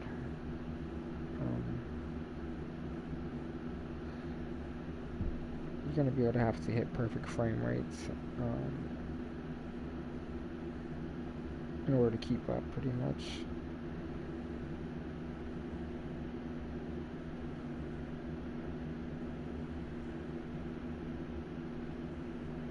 You can go ahead and add me if you want a new friendly contact. I try to come across as many players as possible to reach new information to get better at the game. I do commentary and analysis of the game and my opponents. I also teach new players how to get better. Trained players over the years and had a lot of help from other players show me how to do things, and was able to come up with some new ways of doing things that I was able to teach other players. I have a training boot camp you can go ahead and take it. I can help you improve your performance. All my training partners end up really good. They learn fast. The training's pretty intense. I'm constantly improving, and if you'd like to join, just message on Twitter, X, or PlayStation Darkside _kite. Yeah, so that was the second time I did that. There's a lot I gotta take out. I have to rewatch this and go ahead and figure out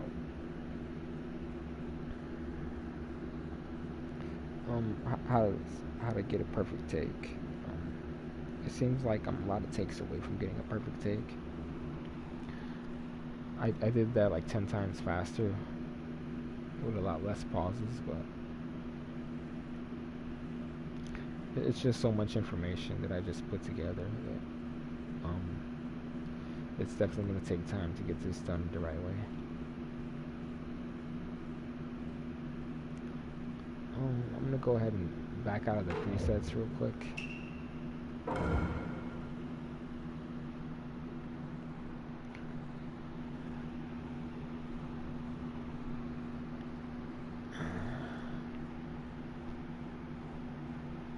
Yeah, there's too many bright lights in the game, so you need protection for your eyes when you play the game, and that's probably going to be true if you're watching it, since we're going to be moving pretty fast.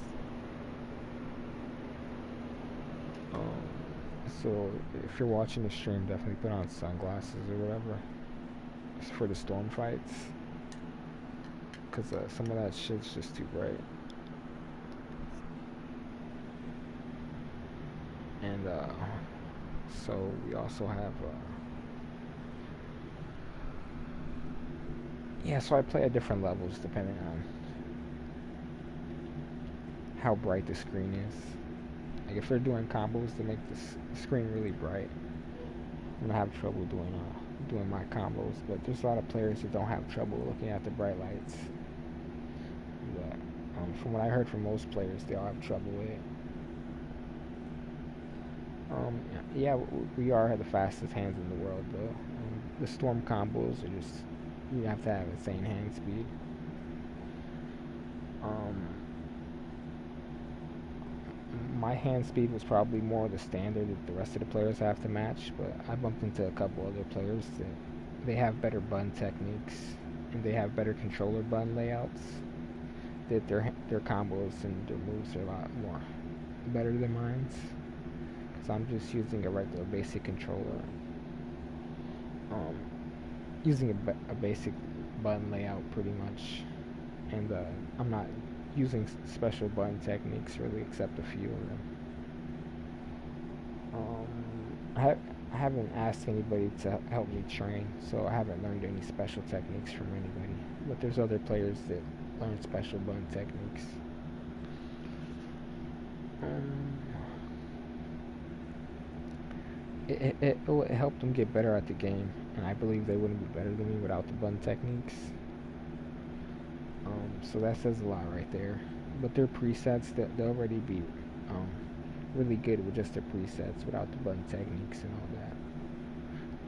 So the best players got a lot of good things going for them. It's not just that they know the combos and all that.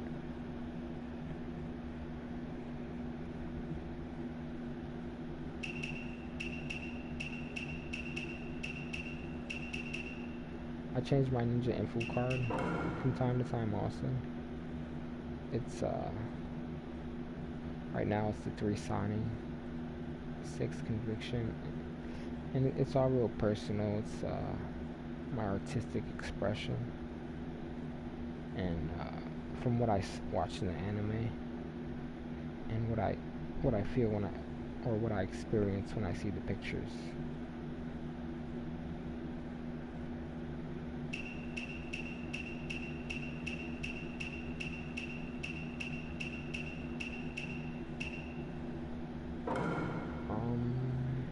They have some pretty good sayings too, some matching voices for the match, and it's the same thing. It's my artistic expression, and the whole entire experience I feel, and what I'm trying to give to the players that view my player card.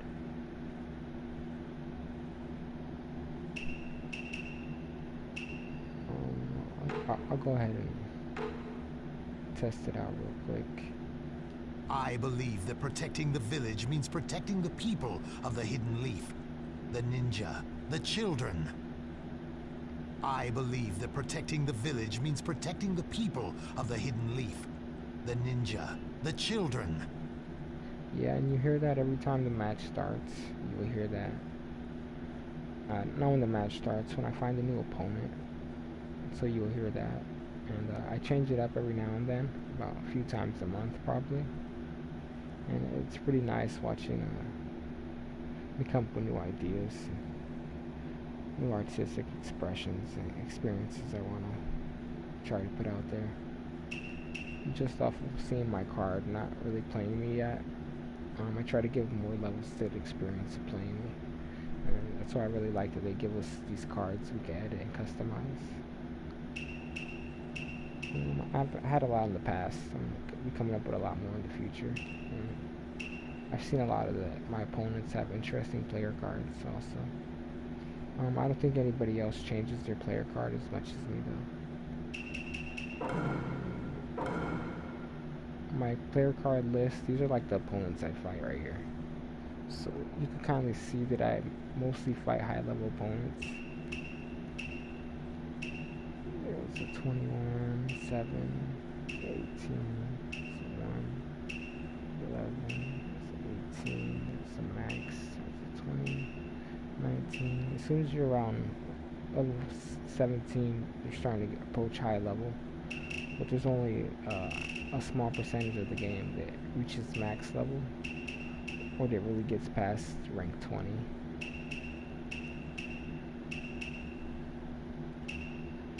But you see all the different player cards everybody has. Pretty different colors and different pictures. And they got different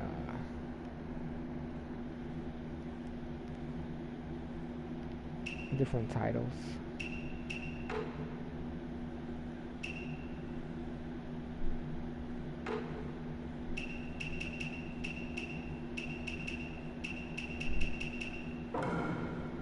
So we have the ranked matches and the player matches.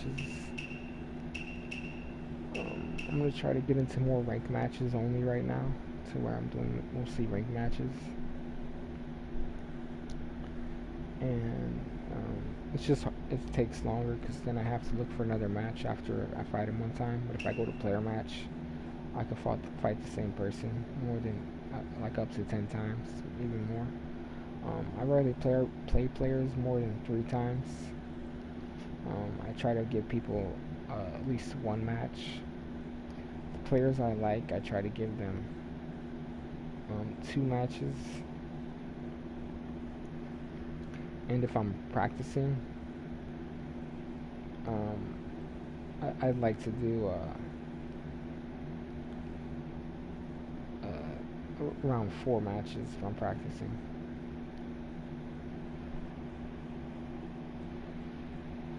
And any strong players I'm testing myself against, I'll do like 10 matches or 20 matches. And I do extreme training, like I'm seriously playing. I'm going to play like 100 matches against one player that's really good.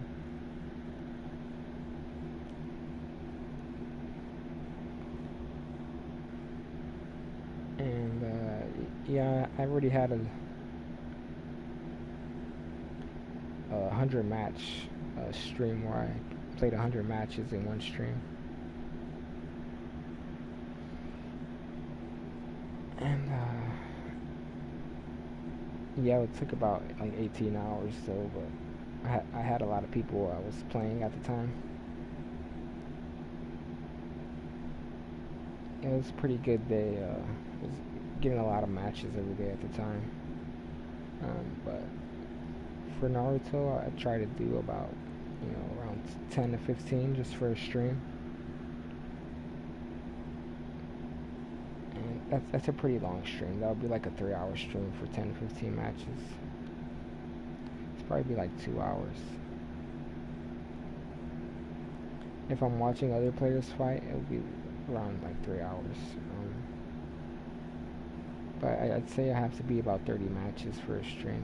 That'll be good. It just takes a while for you to find matches to where I really want to be sitting there looking for matches. But if I could find good players beforehand and even invite them, I have them ready to play against me for the stream. So that'll help everything out a lot better than me sitting here waiting for matches. It's gonna take a while before I could go find players to come join stream and all of that, and make sure that they're professional and mature. They know how to play the game and they're entertaining and we can have fun together. It's really hard to find good players like that, but I've come across them in the past, and I had streams with other players and been on other players' streams and all that. We have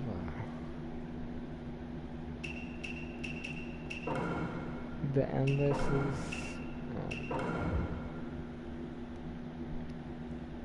it's hard to win matches in the endless against the best players, but every now and then I'll be at the top of I'll go on a streak in one of these lobbies. They'll have anywhere from 2 to 8 players from all different levels.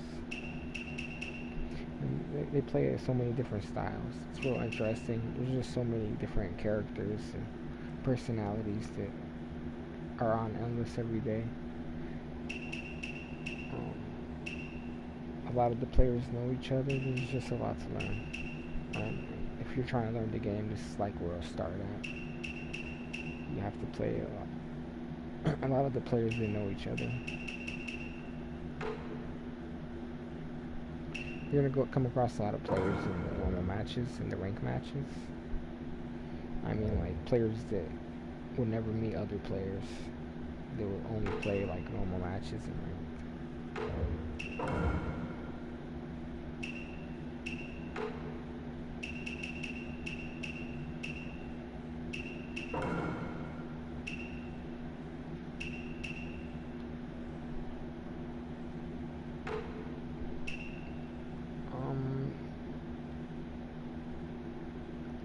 You could probably find a lot more easier matches in ranked. So players don't have to play the same player over and over again. There's a lot of players who just want to play one match, but there's a lot of players in ranked that are low ranked that they won't play anybody high ranked, and they'll go to player matches and do the same thing too. It's just hard for low ranked players to, I guess, find each other. And none of the low ranks want to fight the higher ranks. You have to get about to rank 20, and then that's when you start fighting everybody. But there's some rank 20s that will dodge anybody higher than their rank. I just haven't seen a rank 20 that will dodge anybody higher than their rank in a while. There's a lot of players with a high win percentage that they won't fight anybody with a lower win percentage. So there's players that won't play me because I only have a 40% win rate.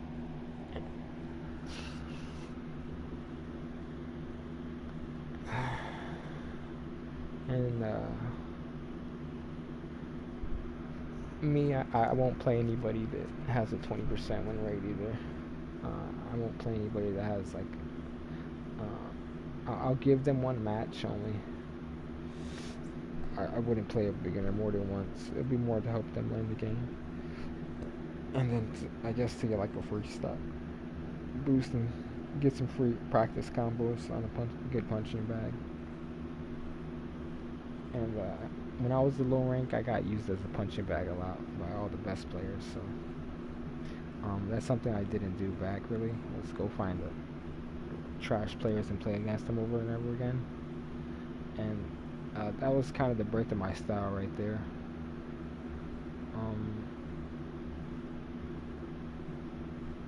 I'd only play against high ranked players pretty much. And I helped everybody in the game get better over time. So the game's a lot better conditioned than when I first started playing Storm. And hopefully it doesn't take me too long to go over everything. I'd have to explain to get a proper Storm 4 stream going and to actually do a proper intro. But the next take of this stream should get closer for there to be a more proper Storm 4 stream. Right now I'm looking at a couple weeks, me going over how to present all this and do it properly.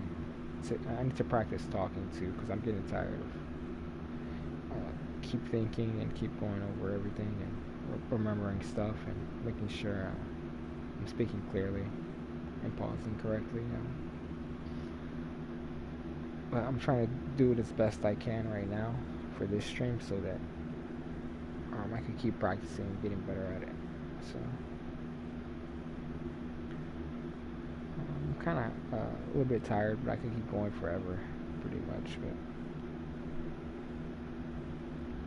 I got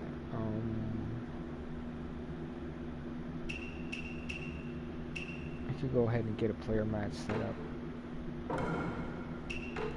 So if I look at my presets here,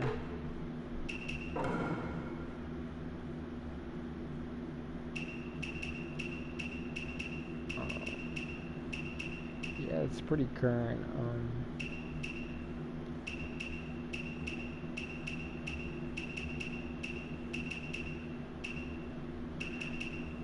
My last preset, I feel like everybody that was online was able to get to test or whatever their favorite teams were against me on these teams, and they were all able to get better.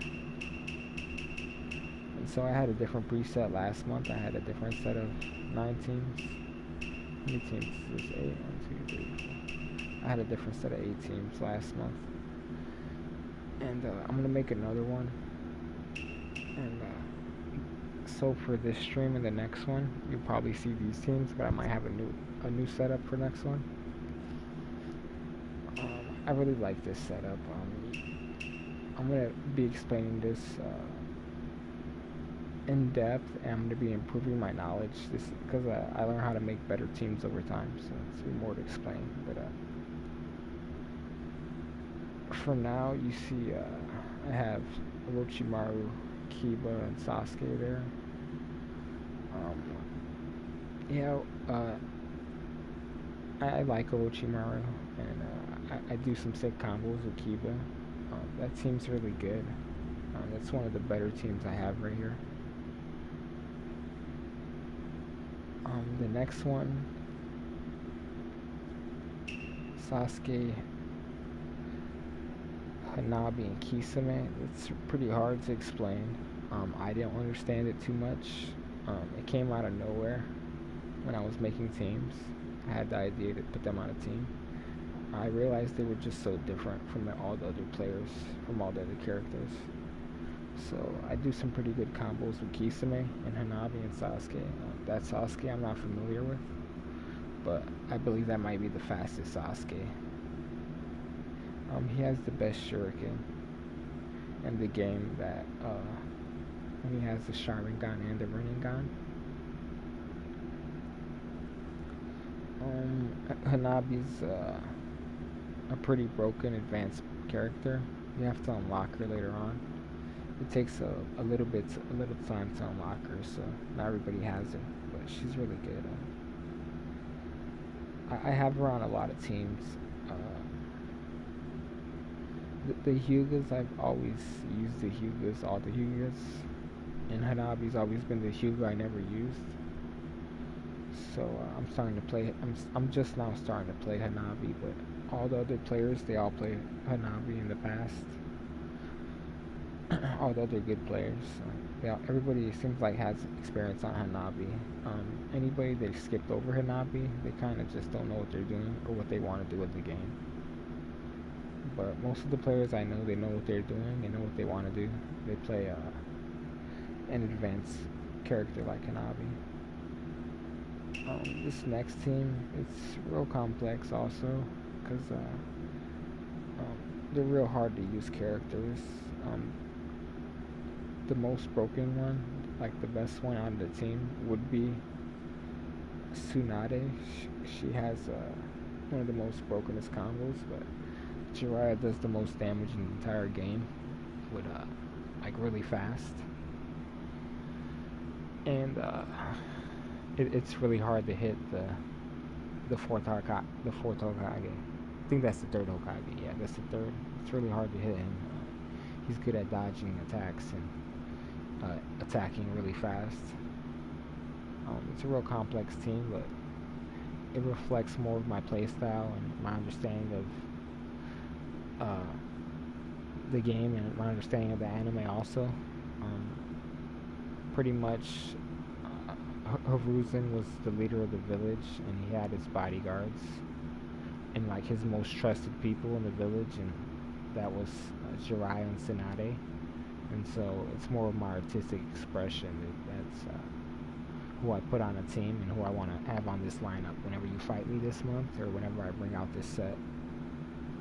That you're gonna see the leader of the Hidden Leaf and probably Hidden Leaf's prime shit with two of the greatest shinobi from the Hidden Leaf village, two signing, and it's the boss and two the two most legendary shinobi that that is working for him. And then I put this one on here also to kind of like contrast this to where it's like three random characters. There's Madara. That's not even one of his original forms. That's Madara when he was reanimated, when he was just got brought back to life as a puppet still. Um,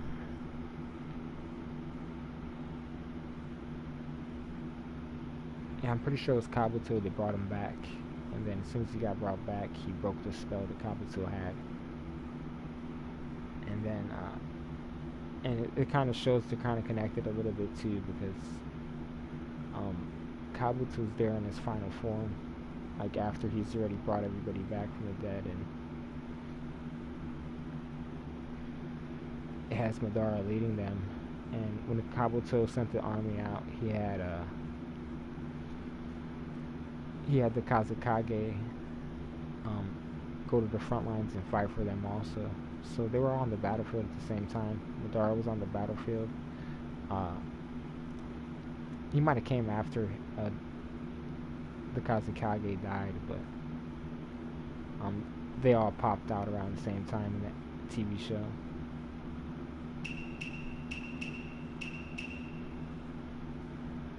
This would be kind of random, but they're really two strong characters.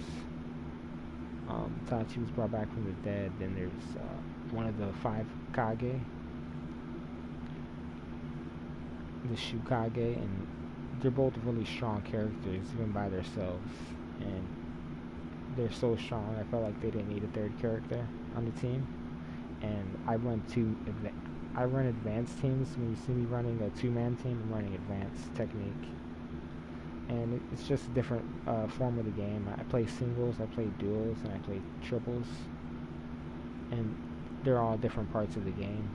You can't understand the game as a whole unless you understand all of them. And everybody has different experiences playing singles and duos and triples. But most players just play triples.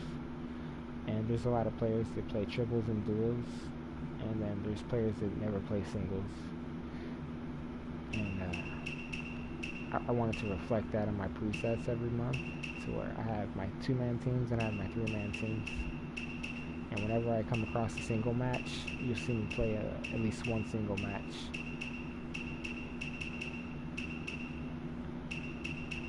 And these two were together in the anime too. They kind of go together. And then these two were together in the anime also. That's the student and the teacher. And this is another random one that I wanted to reflect again. And this is the one that's actually from 3 different time periods. This is going to be the most random out of all of them, really. This one seems random too, but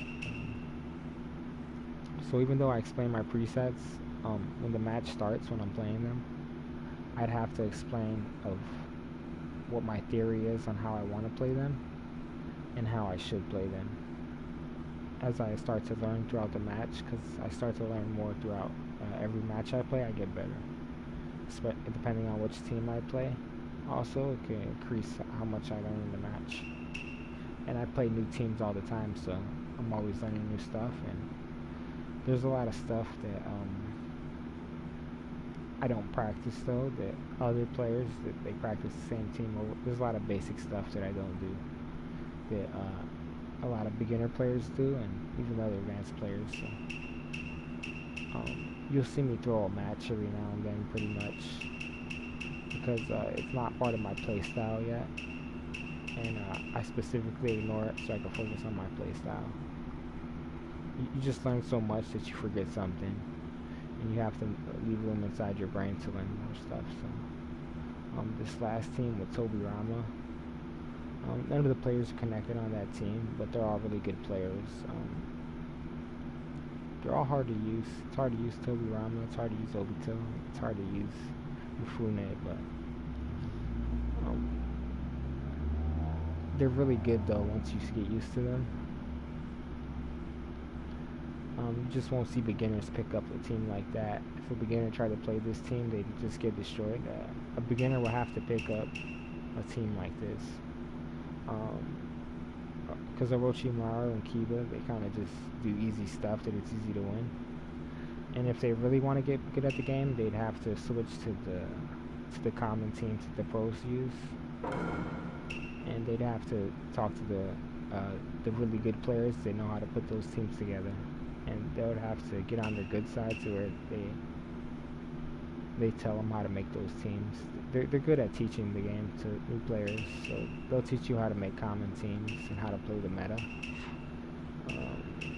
Like I said, beginners will be encouraged to play this right here.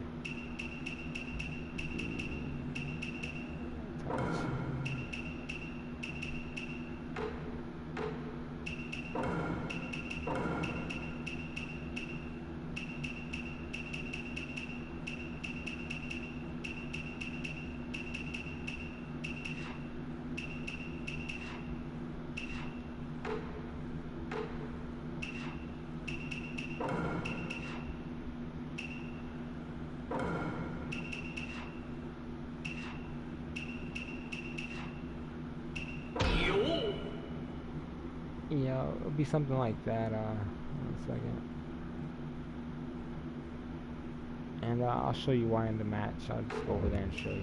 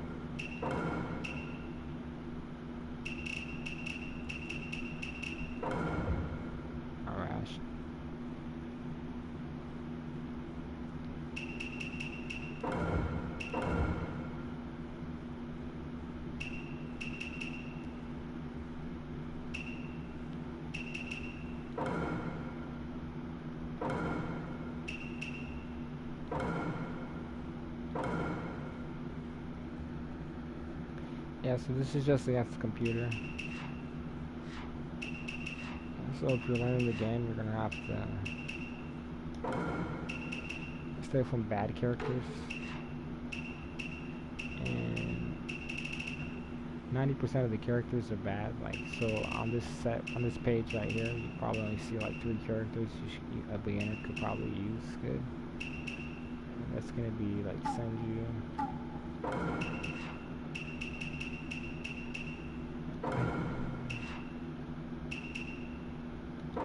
And oh, I picked the wrong one. They all have really fast moves and they're really easy to use. And it's hard to block their attacks. Like even if they're really good at the game, it'll be hard for them to block all Senju's attacks and all the pain, all Itachi's attacks. This button. Battle begins. Almighty push. I'm leaving. You got it. You shall be brought to justice. You shall be brought to justice. Take over for me. So none of the other teams can do combos that can switch that fast. They can't even do those punches as fast as none of them can move that fast right there. Like if he does a switch and all that, all the other teams will have trouble reaching that speed right there. They throw a slow punch, and then the other person, when you switch, they'll come in really slow instead of really fast, like these 3 just did. And it's gonna take you thousands of hours to understand every single character. Yeah, you'd have to be like studying non-stop every week in order to break down all these characters and figure out which ones are on good teams and which ones are bad. But if you find a good partner, they'll put you on a team like this and they'll get you out there practicing and stuff. I'm leaving. It's a lot worse than that. I'm gonna give a better example. I picked the wrong Senju right there. It's gonna take time for me to go back to lobby. So, let's do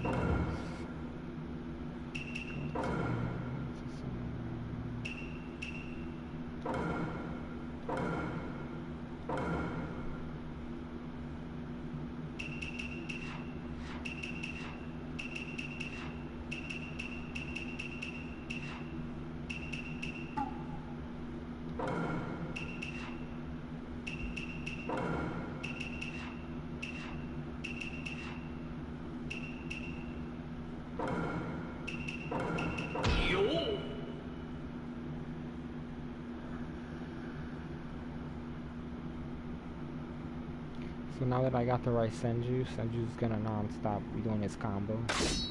And the Senju I picked before this, he wasn't really the good Senju. Anybody would have trouble with that other Senju.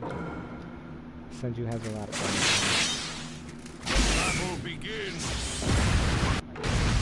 I'm not showing you everything I can with this team because it'll take me a long time to explain. This is just the type of teams beginners should play. Compared to the type of teams that I play, and how hard it is compared to each other. You'd have a lot more fun playing the game on a team like this, and this would be like your favorite team, you know? So why would you play a team that's not your favorite and play like one of my teams that you like hate playing?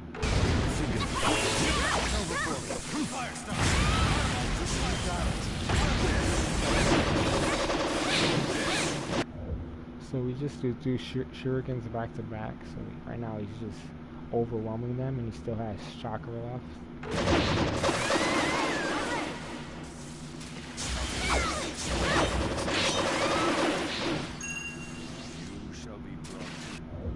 And all three of them together, they're working together to keep Hinata all the way to hell over there. So if you put any other team together, they're not going to have any of these type of moves and shit to where they could keep them back as good as these three are. And yeah, so like 3 weak team members versus 3 strong team members. The 3 strong ones are going to beat the 3 weak ones every time, because you need good teamwork between all 3 in order for it to be a good team.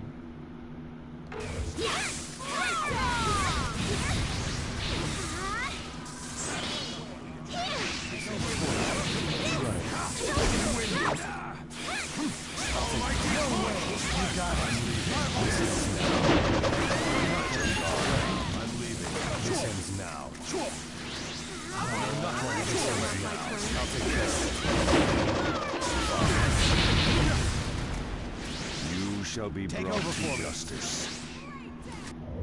This computer is a lot better than the average player too, though. I don't know, players just kind of really suck in general at the game. You shall be brought to justice. You win this. I'm leaving.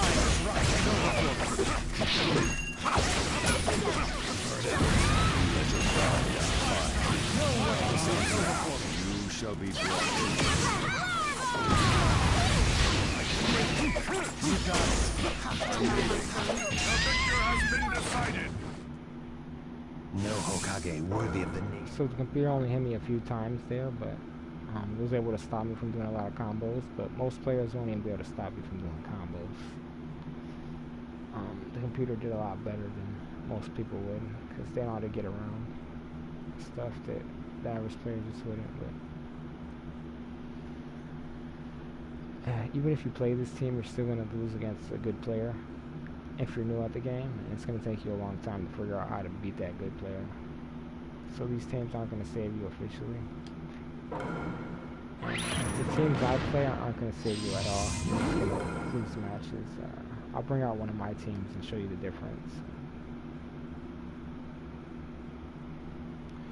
I do have a beginner team right there, that first one, my first team. That's a team beginners could play, but I'm not gonna play that team.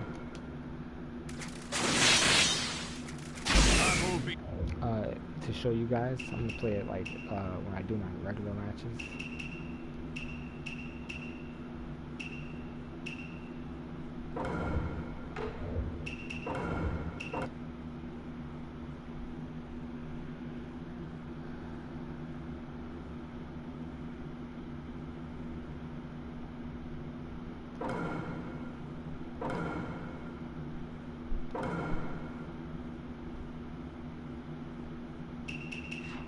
So this first team would be something you can play. It'd be easy to win on this one, but I'm not gonna play it because it'll be too easy. It'll be as good as the one I just showed you, and not too many players know about like this team right here. So this would be a good team for like beginners to play compared to the common teams. This team is uncommon. You won't see players playing Orochimaru, Kiba, and this random Sasuke. This one's kind of good to use. It's extremely fast. All three of those are really good, so I don't really want to show you that either, because I just showed you a good team. I want to show you something that's more get beat up. Alright, this one's pretty good too. That's really fast also. This one's stupid fast too, for some reason. Even though those are three of the best ninjas man in the TV show. This one would be dumb hard. For some reason this one's easy, and this one's easy too. I'm just really good at making teams with this one. So where even though these teams aren't common, they're still good. I'll explain how I make the teams too more later on, but it's just hours of me talking. So I'm gonna do that later, so I can focus more on for beginner players watching the stream and exactly where my skill level's at, and how I'm gonna get better, and how like anybody watching could get better, and if anybody's better than me at the game watching, they could see of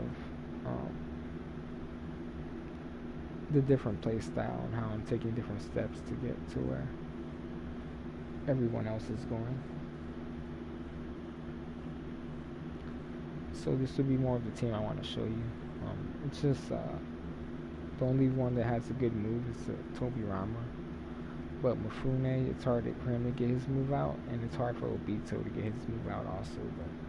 But Tobirama, he's really broken in the game, but nobody really knows about him, how broken he is.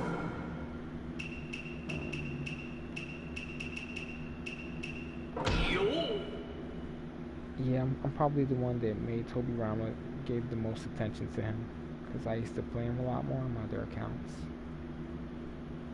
So I'm gonna go ahead and show you what this would look like.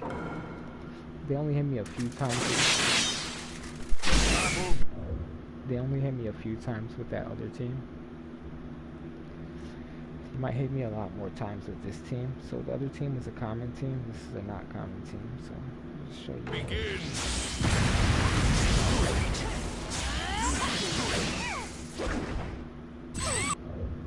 That move right there it's pretty hard to practice to get good at, because people know how to dodge it, and if you mess up and miss that, you can get punished really bad if Mifune doesn't dodge it. But the computer's kind of weak sometimes, but sometimes the computer's strong. But in that situation, it was just extremely easy for me to do it. But it's really hard to do that move right there against a good player. So with a team like this, you're going to be getting punished. Mifune won't be landing that.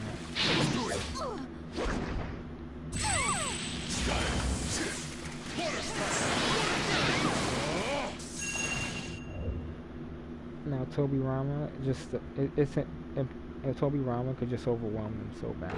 It's just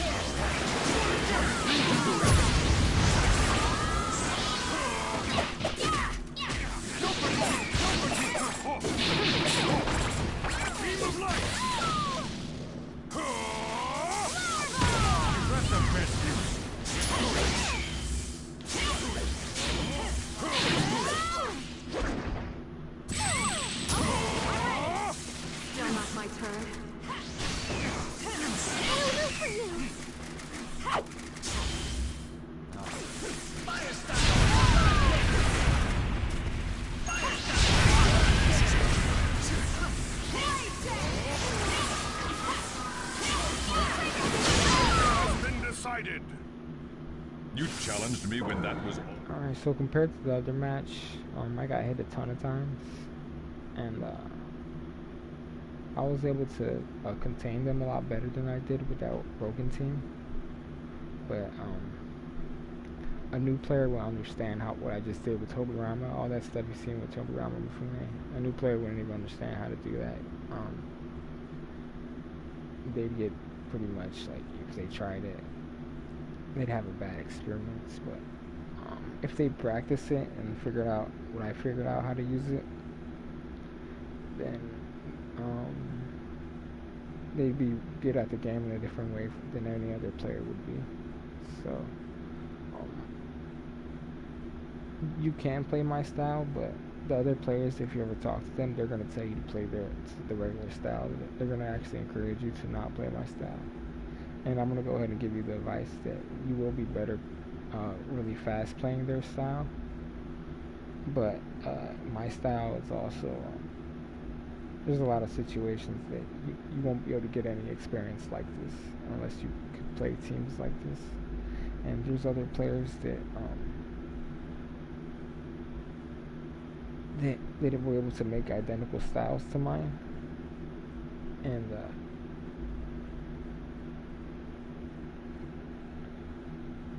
and their teams look really identical to mine, but we have different teams though. So um, it all depends if you want to be more traditional or you want to go be more unorthodox. And I'm more of an unorthodox player than a traditional one. Yeah, I change my stances a lot too, and I try new experiments and styles. So I have a lot of really cool teams. So if you're watching any streams or trying to have somebody else teaching the game, you're gonna see that their teams are pretty common and standard, and you know, simpler to learn, and easier for you to win your games and have your fun. But and if you do learn how to play more of unorthodox, you're gonna see that you still have fun. You're very unique, and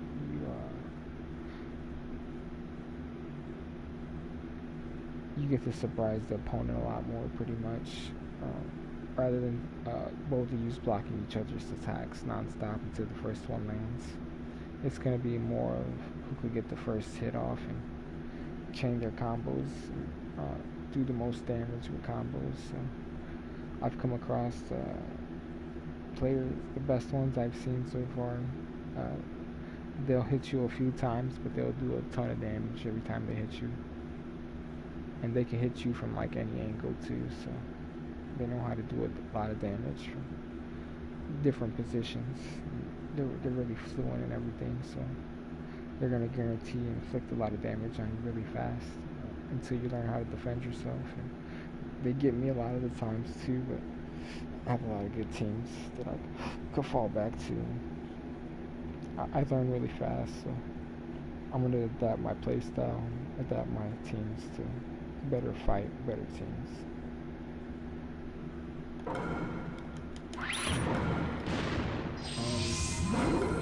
That's just to explain that you'll never see me play traditional common teams like what you see the other streamers play. I won't. My presets would never look like theirs ever. It would always, my presets would look really random, and everybody else's presets would be almost identical. And there's just so many teams that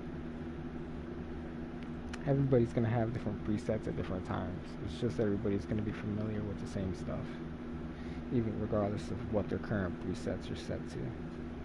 Begins.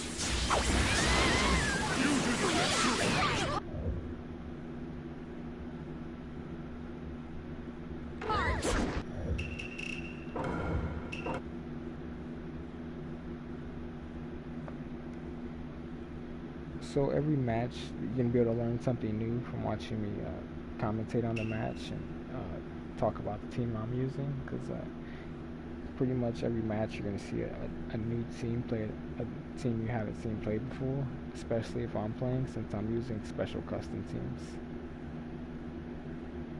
So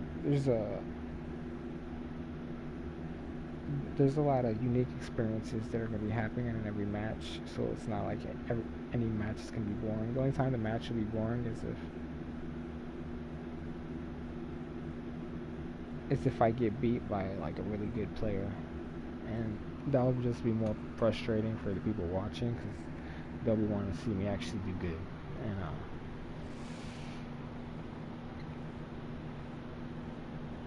I have more of a handicap since I have custom teams and they have the common best teams.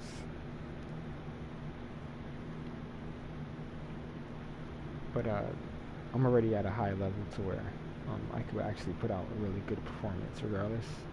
So that's why I'm comfortable actually putting the layout out and trying to set up a foundation for a good streaming program. It'll take me a while to get the program going, but I was able to get a lot of rehearsal done with this take. I've been talking for the last 2 hours. Let me see. I'm gonna get some matches started here pretty soon, but I'm gonna cut the stream out and restart it.